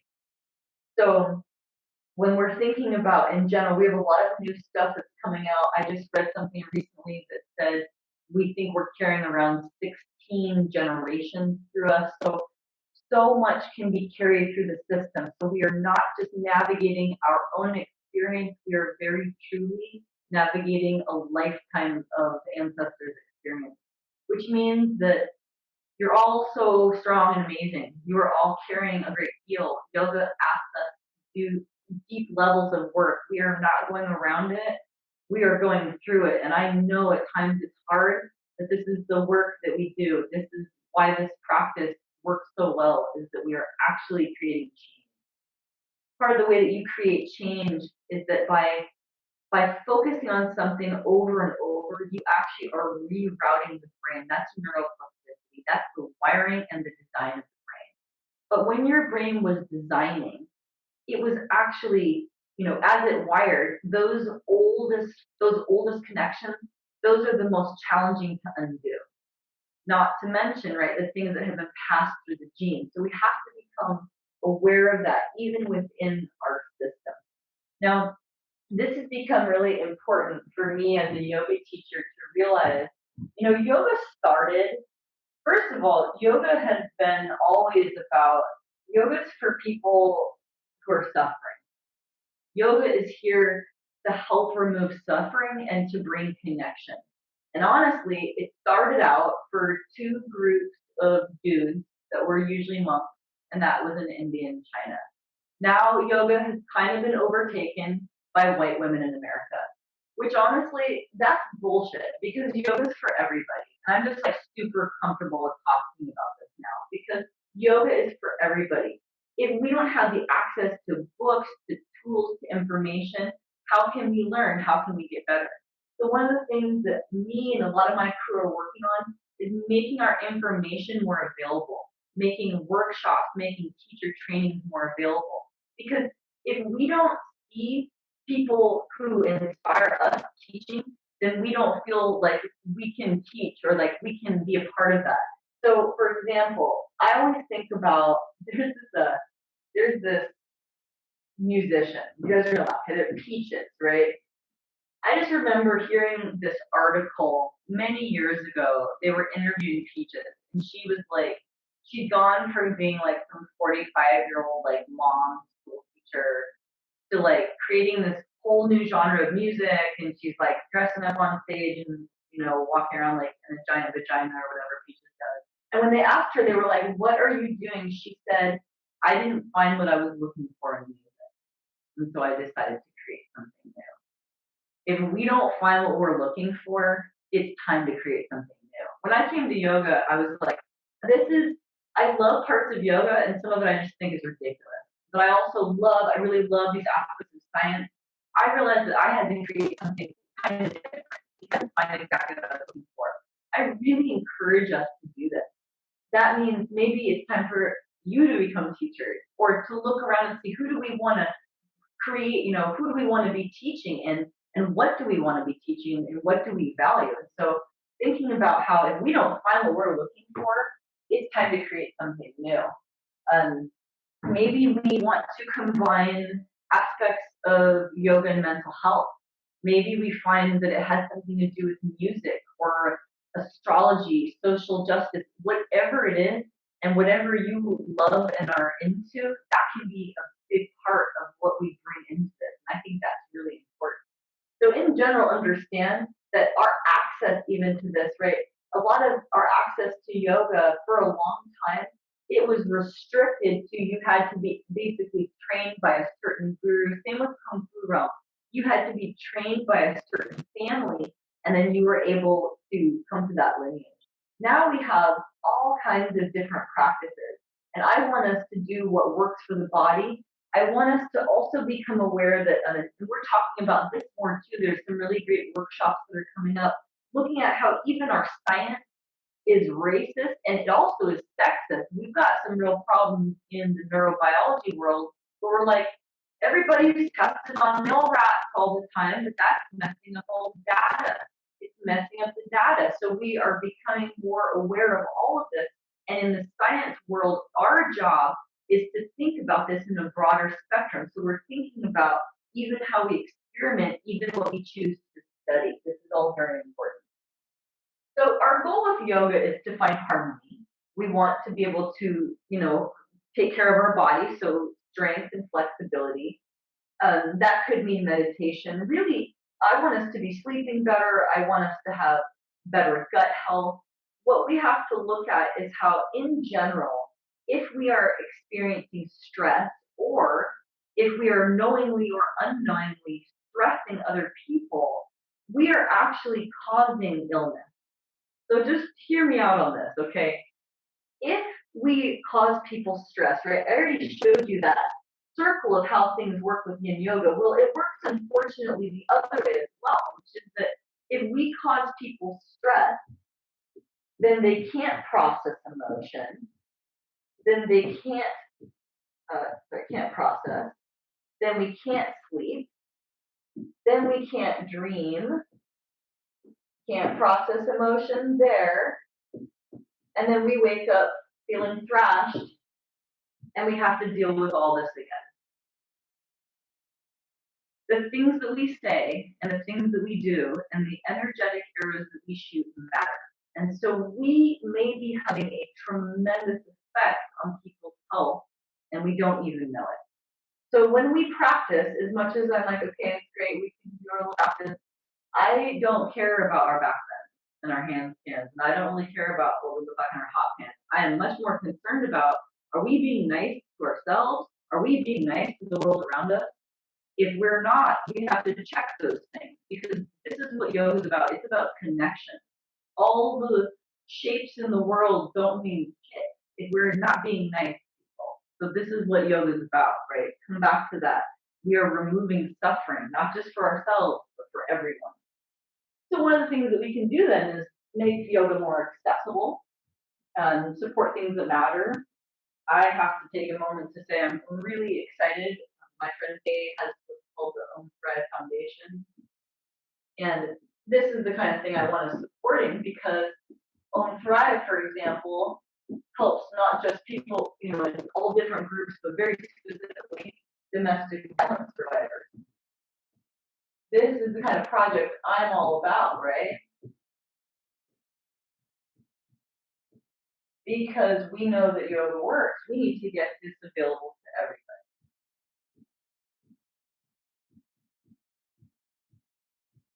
So we're thinking books, we're thinking workshops, we're thinking all of the ways and all the things that we support.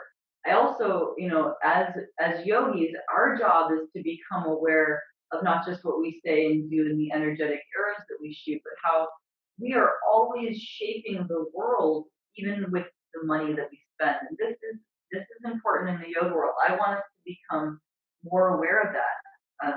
Every dollar that we spend, every bar of soap that we buy, we have to think about where that goes. Does it support the things that we believe in? Is it making the world better at the root? Is it helping people to sleep and to be more happy? And if it's not, then we check in with all those aspects. I want to take a moment. So lots of resources. Oh, one more thing I want to mention. And again, if you don't know about Own Thrive Foundation, check them out. All that they're doing. I'm going to be offering all of my services. I'm really excited about this, and hopefully there will be brick and mortar studio happening very soon. That's something we want to support. One final thing I'm going to mention here. Be sure to tell me if we have any questions. Be sure to send emails if we have any questions. Because of the time that we are in and all that's going on, I want to also take one final mention on immunity. And I also need to mention, because we know now and we're understanding more about how, yes, like currently we have this, what's happening with this virus, we understand that yoga and sleep are deeply connected with immunity. But also, if we are stressed and if we can't sleep, we know now that that is going to affect genetic disposition. So if we have genetic disposition for diabetes or gout or something, and then we are not able, we're dealing with stress, that's going to create that whole domino effect. So immunity, right? One of the most important things I have for you today is all this new information that comes from Dr. Lisa Sardinia, where they're realizing that you have so much bacteria in your body. Like, I think I like dark chocolate, but I don't actually like dark chocolate because it's the bacteria in my gut that love the nutrients in dark chocolate. And they go, Saraswati, if you go get me some of that chocolate, I'll give you some serotonin and dopamine. And I go do it because it's delicious and I want it. So our bacteria are actually deeply, deeply connected to us. There was a study where they were looking at breast milk, and they could not understand this one particular sugar, which cannot be consumed by any human ever. And they came to realize that sugar was not for humans, it's for the bacteria in the gut. You have 3 times as many bacteria than you do human cells in the body. But by mass, you have more human cells. But by numbers, you have more bacteria. Kind of wild, actually. And our immunity is super connected to all things in that gut realm. If we don't sleep, even for one night, that kills off so many bacteria in the gut. And here's the thing, all the new data, I always bring you what I learn about. Here's the new stuff they're saying. Unfortunately, all the data says that probiotics don't work. I still eat them. It's hard for me to accept, honestly. But they're saying that that's not really, they don't see much change with probiotics, which we're thinking, yogurt, sauerkraut, fermented things like tempeh, right? Because there are different bacteria residing in the stomach as opposed to what is in the small intestine as opposed to like large intestine. What we're finding is that what we do see working really well are prebiotics. So prebiotics are the jam. And guess what? It's food. Fruits, veggies, legumes. That's the jam. If we eat these are the food for the bacteria in the gut. I'm not one that, I don't really talk diet or anything. I'm all, data and science, but if we get too processed, that can be a big problem. So just get back to those really classic things, and that's going to give you the food for the bacteria. These little changes, right? Get to know that sleep, getting a little more of those whole foods maybe, and being aware of the gut. This can set off that tremendous domino effect of health. So again, fruits, veggies, legumes, those are the prebiotics. If we are not sleeping, it thrashes the immunity. When we're sick, often our body just wants to sleep because that's where it can do the most repairing. And what the data shows is that really the best thing that you can do for immunity is sleep. There's nothing that we could do that's more important. Always coming back to that.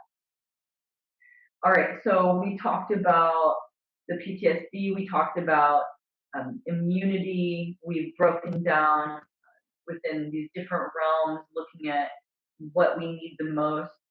One of the things also, so what we have to understand, everyone has to find the schedule, what works for them. But where this can become honestly problematic is that we don't live in these tribes anymore that help us to work together. And this is where I think as a community, we have to see, how do we better support each other, right? We have to get to know, like for example, I meet with some of these crew, from like Nike and Televitas, and they'll ask me questions about sleep, and I say, you want to be on top of it, right? If you're running some business, here's what I recommend for your business owners. If we have different chronotypes, do not try to do the one size fits all. These companies are finding they would have better success if there were 3 waves of workers. Because you want your morning people in early, making sure they got there in 8 to 9 hours, but they're going to be more functional in the morning.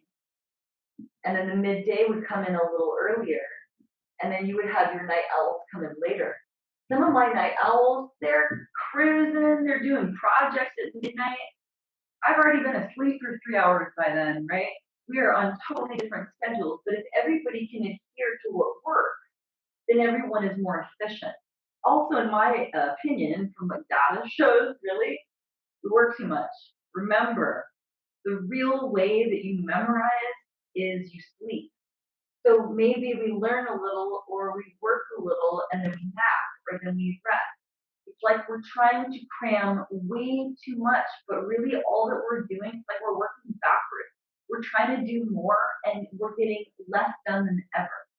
If we try to do a little and then sleep better, right, and just be more aware, you're going to find that you're more successful at everything that you do.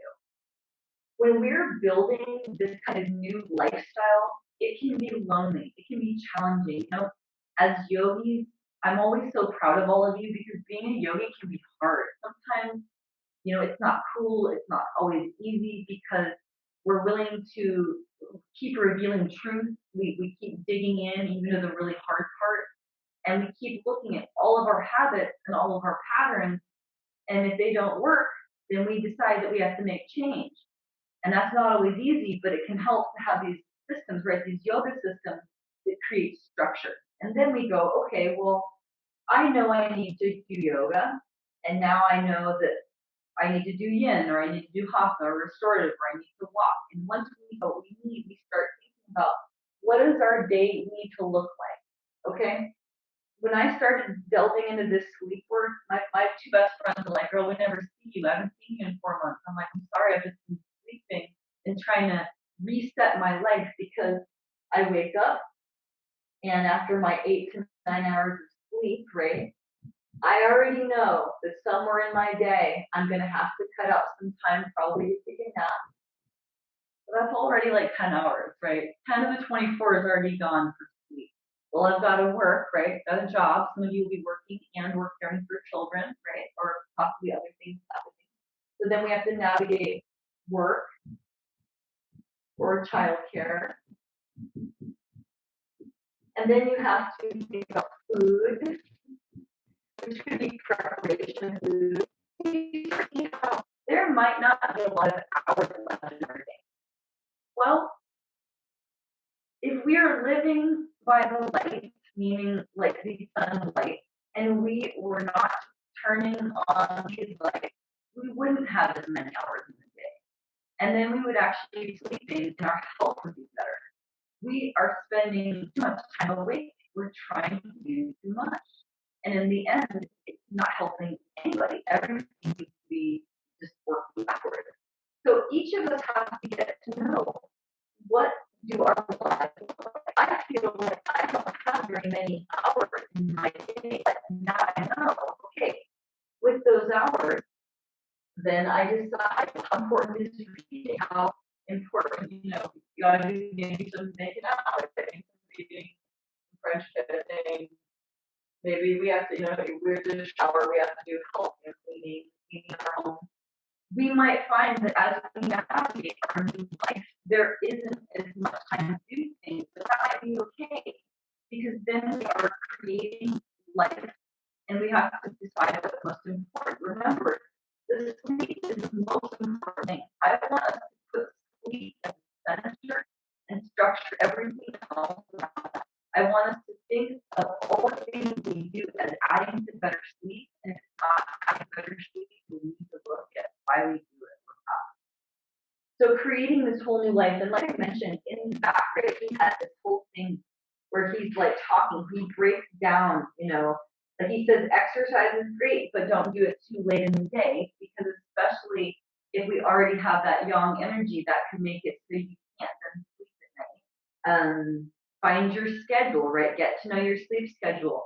I have a lot of people that try to do the sleep bank thing where they're waking up too early during the week and then they're like, well, I'll just sleep all weekend. Believe it or not, there's no sleep bank. That doesn't really work for the system. It's actually better to wake up at the same time every single day. I've had a lot of people since they have been seeing changes in these last few months when they're working. I've had a lot of people that can actually live by their chronotype now. A lot of these people who were waking up too early, they are healthier now because they're sleeping. And there is a giant rise in people dreaming right now because they're actually living better now by their chronotype. Avoiding caffeine, even nicotine, also can affect that. So get to know how those stimulants, like we mentioned, that adenosine, the circadian rhythm, that can really affect what's happening in the body. We talked about the alcohol and the THC and how that can affect the dreaming. Even large meals, and we have to watch the hydration. Like I don't want us to go to bed too hungry or with not enough fluid in the system. But one thing we have to know, especially for some of my older crew, we might need to keep a low kind of like level light, like a night light on, because if we have to wait to go to the bathroom in the night, we don't want it to be dangerous. We don't want to fall and like break a hip or something. We want enough light that we can see, but we don't want to kick on some bright bathroom light because that could, mess with our circadian rhythm and kind of like wake us up. So think about that. How can we be safe if we need to go to the bathroom at night? How can that be safe and low light? These are the things we start to think about. I think in general, part of what we will build is a better sleep environment. I talk a lot in yoga now about sleep hygiene, and then we build a really good sleep environment. Your bedroom could be like this beautiful sanctuary. It could become part of your yoga where you're thinking about all these rituals to get better sleep. We talked about the napping. I mentioned the medications, which again, you can read that whole section here, learning about each individual medication and how that may affect our sleep. That's important information to take in. Oh, a dark bedroom, important, but also a cool bedroom. As we move into hot summer, I have a lot of people that their problems come in the summer because the body has to drop. What I think it's 78 degrees. I don't want to say they're wrong. It's either, I think it's 78 degrees, but the body has to drop to some very specific number or you can't sleep. So for some people, a fan or like AC, it's possible that that is going to be very important for getting the body to the right temperature. So just know that. Dark bedroom, cool bedroom. We naturally will stick our hands and our feet often, like outside the blankets, because that's the body's way of releasing heat before we go to sleep. Sunlight exposure. Okay, this is a big one. This is something that I think about a lot because I grew up in Alaska. Like I mentioned, I grew up in that beautiful place in Alaska. Where I grew up in Alaska, this is my little Alaskan map. I actually grew up in the southeast. Some of my crew that live up north here, we see some really interesting things with sleep because there is so little light in the winter and there is so much light in the summer. This greatly affects the circadian rhythm. One thing, again, it's like I always have to bow to the science and the data. As I read this, I came to realize that this is a big reason why it was pretty hard for me to feel like I could get enough sleep or get, appropriate sleep growing up in Alaska. I think a lot of body types will find that will not work for the body. We have to remember that if we look at a lot of the tribes in those areas, they were super smart. A lot of them would travel and they would be in different places or they would have multiple places that they were depending on what was happening in the season. So we have to be really aware, listen and note and learn from tribes and especially tribes that live in the places that we live, like Oregon, Alaska, right, Australia, South America. Learn from the people who have lived there forever. They know more than we do. They will teach you better ways to live. And one of the main things comes back to that, right? You have to get to know if you're living in a place that has no sunlight, people wouldn't have lived there. They probably wouldn't have been growing food there, maybe. So just thinking about that, get to know. So we're piecing together better sleep, better lifestyle. One of the things that I want us to then think about is how if we were to be like building a practice that would work, how would we create a kind of practice that would be very specific to what we need? And so one of the things that I'm just going to have us note real quick, I'm going to write up here the different types of yoga and sort of function. And then the final piece is going to be where I'm going to talk about the neurobiology of Om for our closing.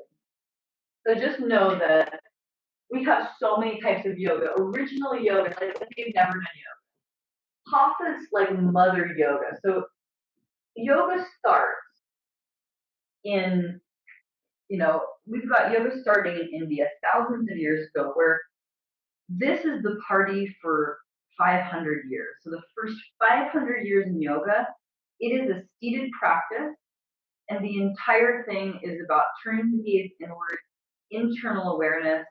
There might have been like some scripture, like some text and study, but there were no physical poses until yoga had been 500 years practice. And then the original poses, right? The first practice of yoga, very basic kind of shapes, right? You had all these shapes, which were basically ways that you would just sort of stretch to get yourself ready to do more seated meditation. So original hatha was 12 poses, really basic seated.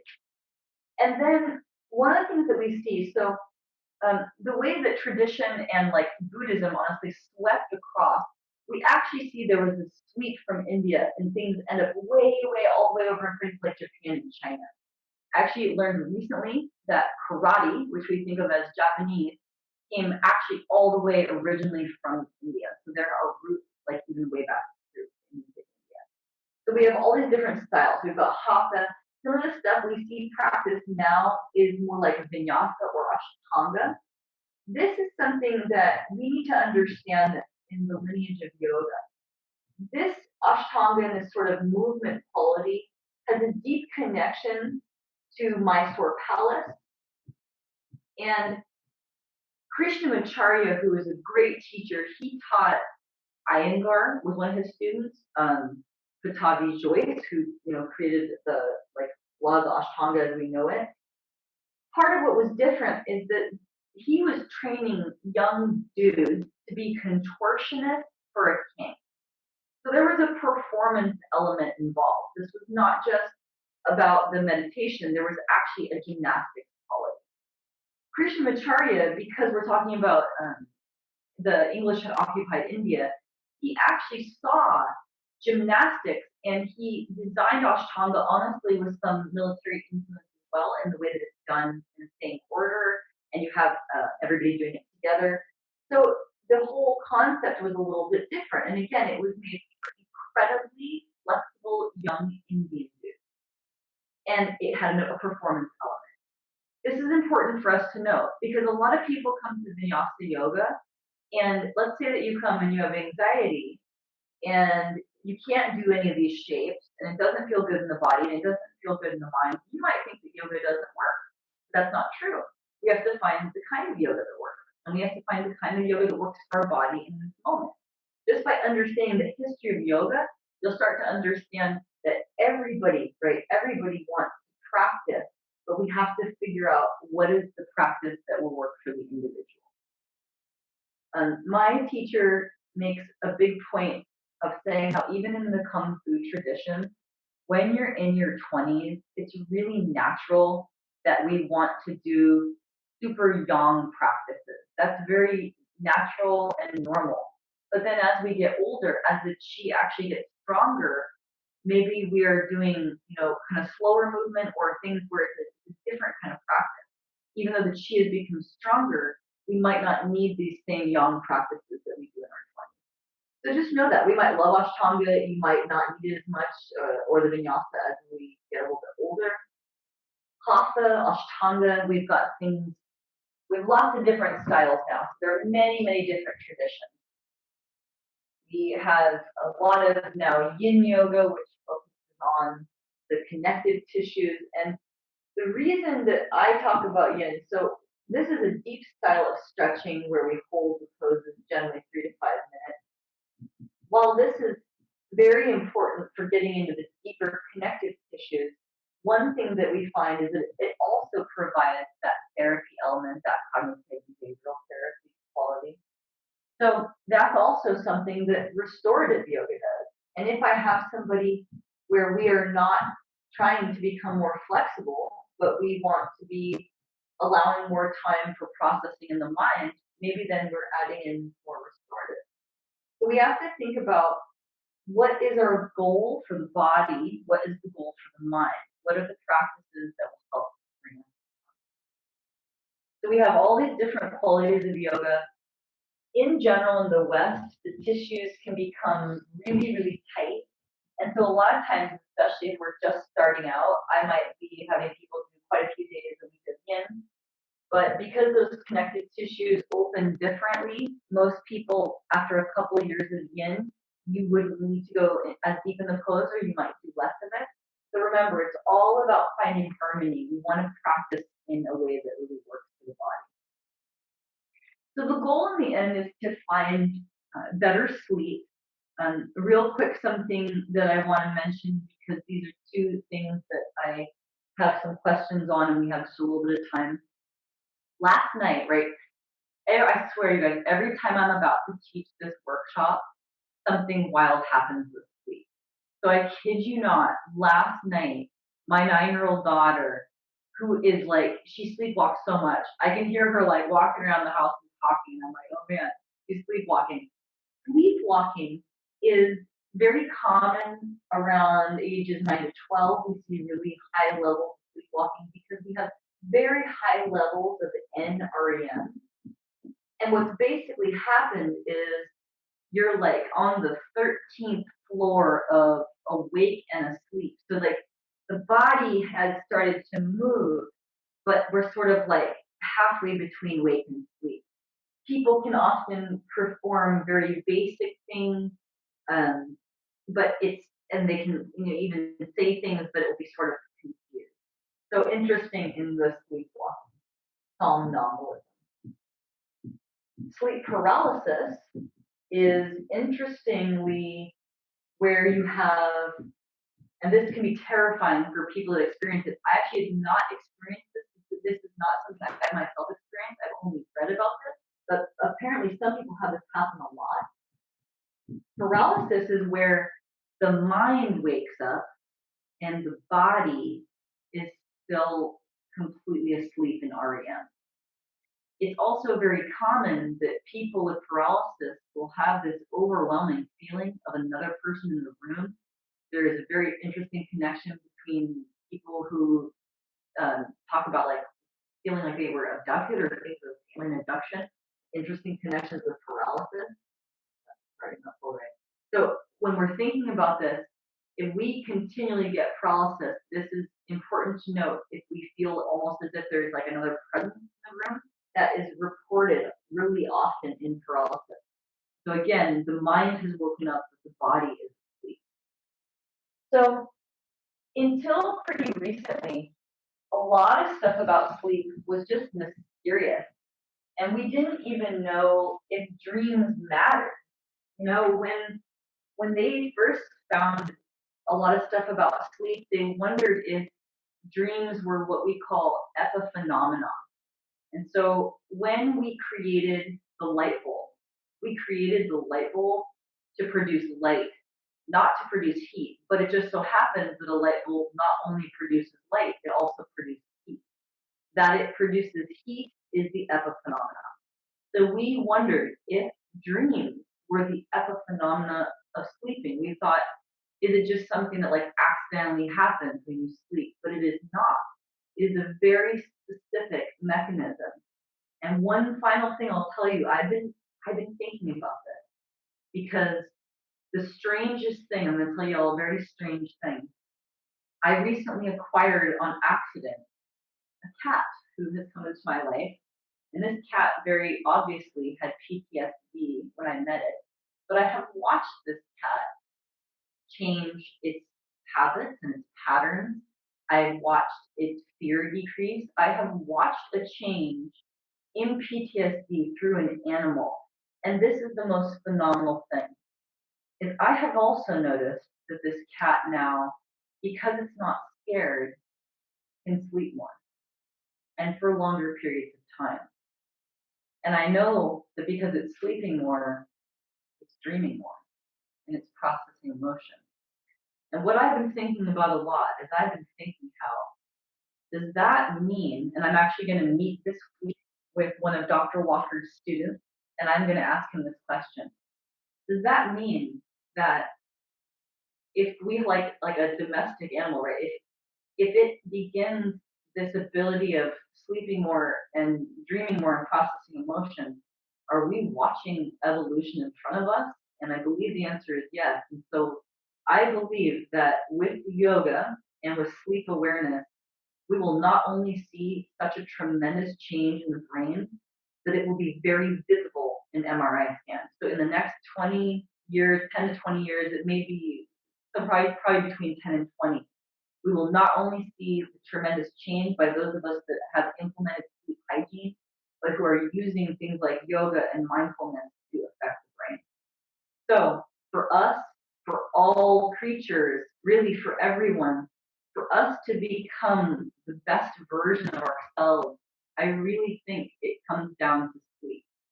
Yoga believes that every single person has the ability to be enlightened. But guess what?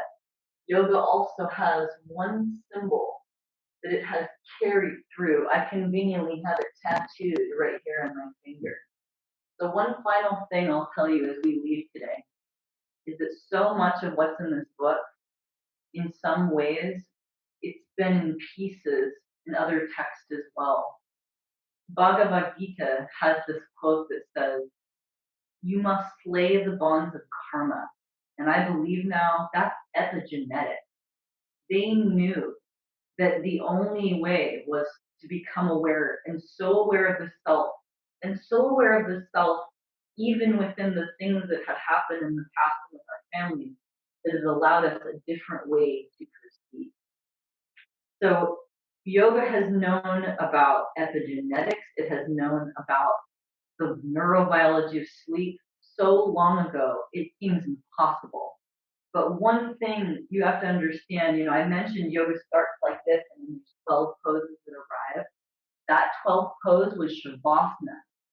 And here's something we didn't talk about in yoga much. Bernie Clark mentions it in his book, and Richard Rosen in Original Yoga.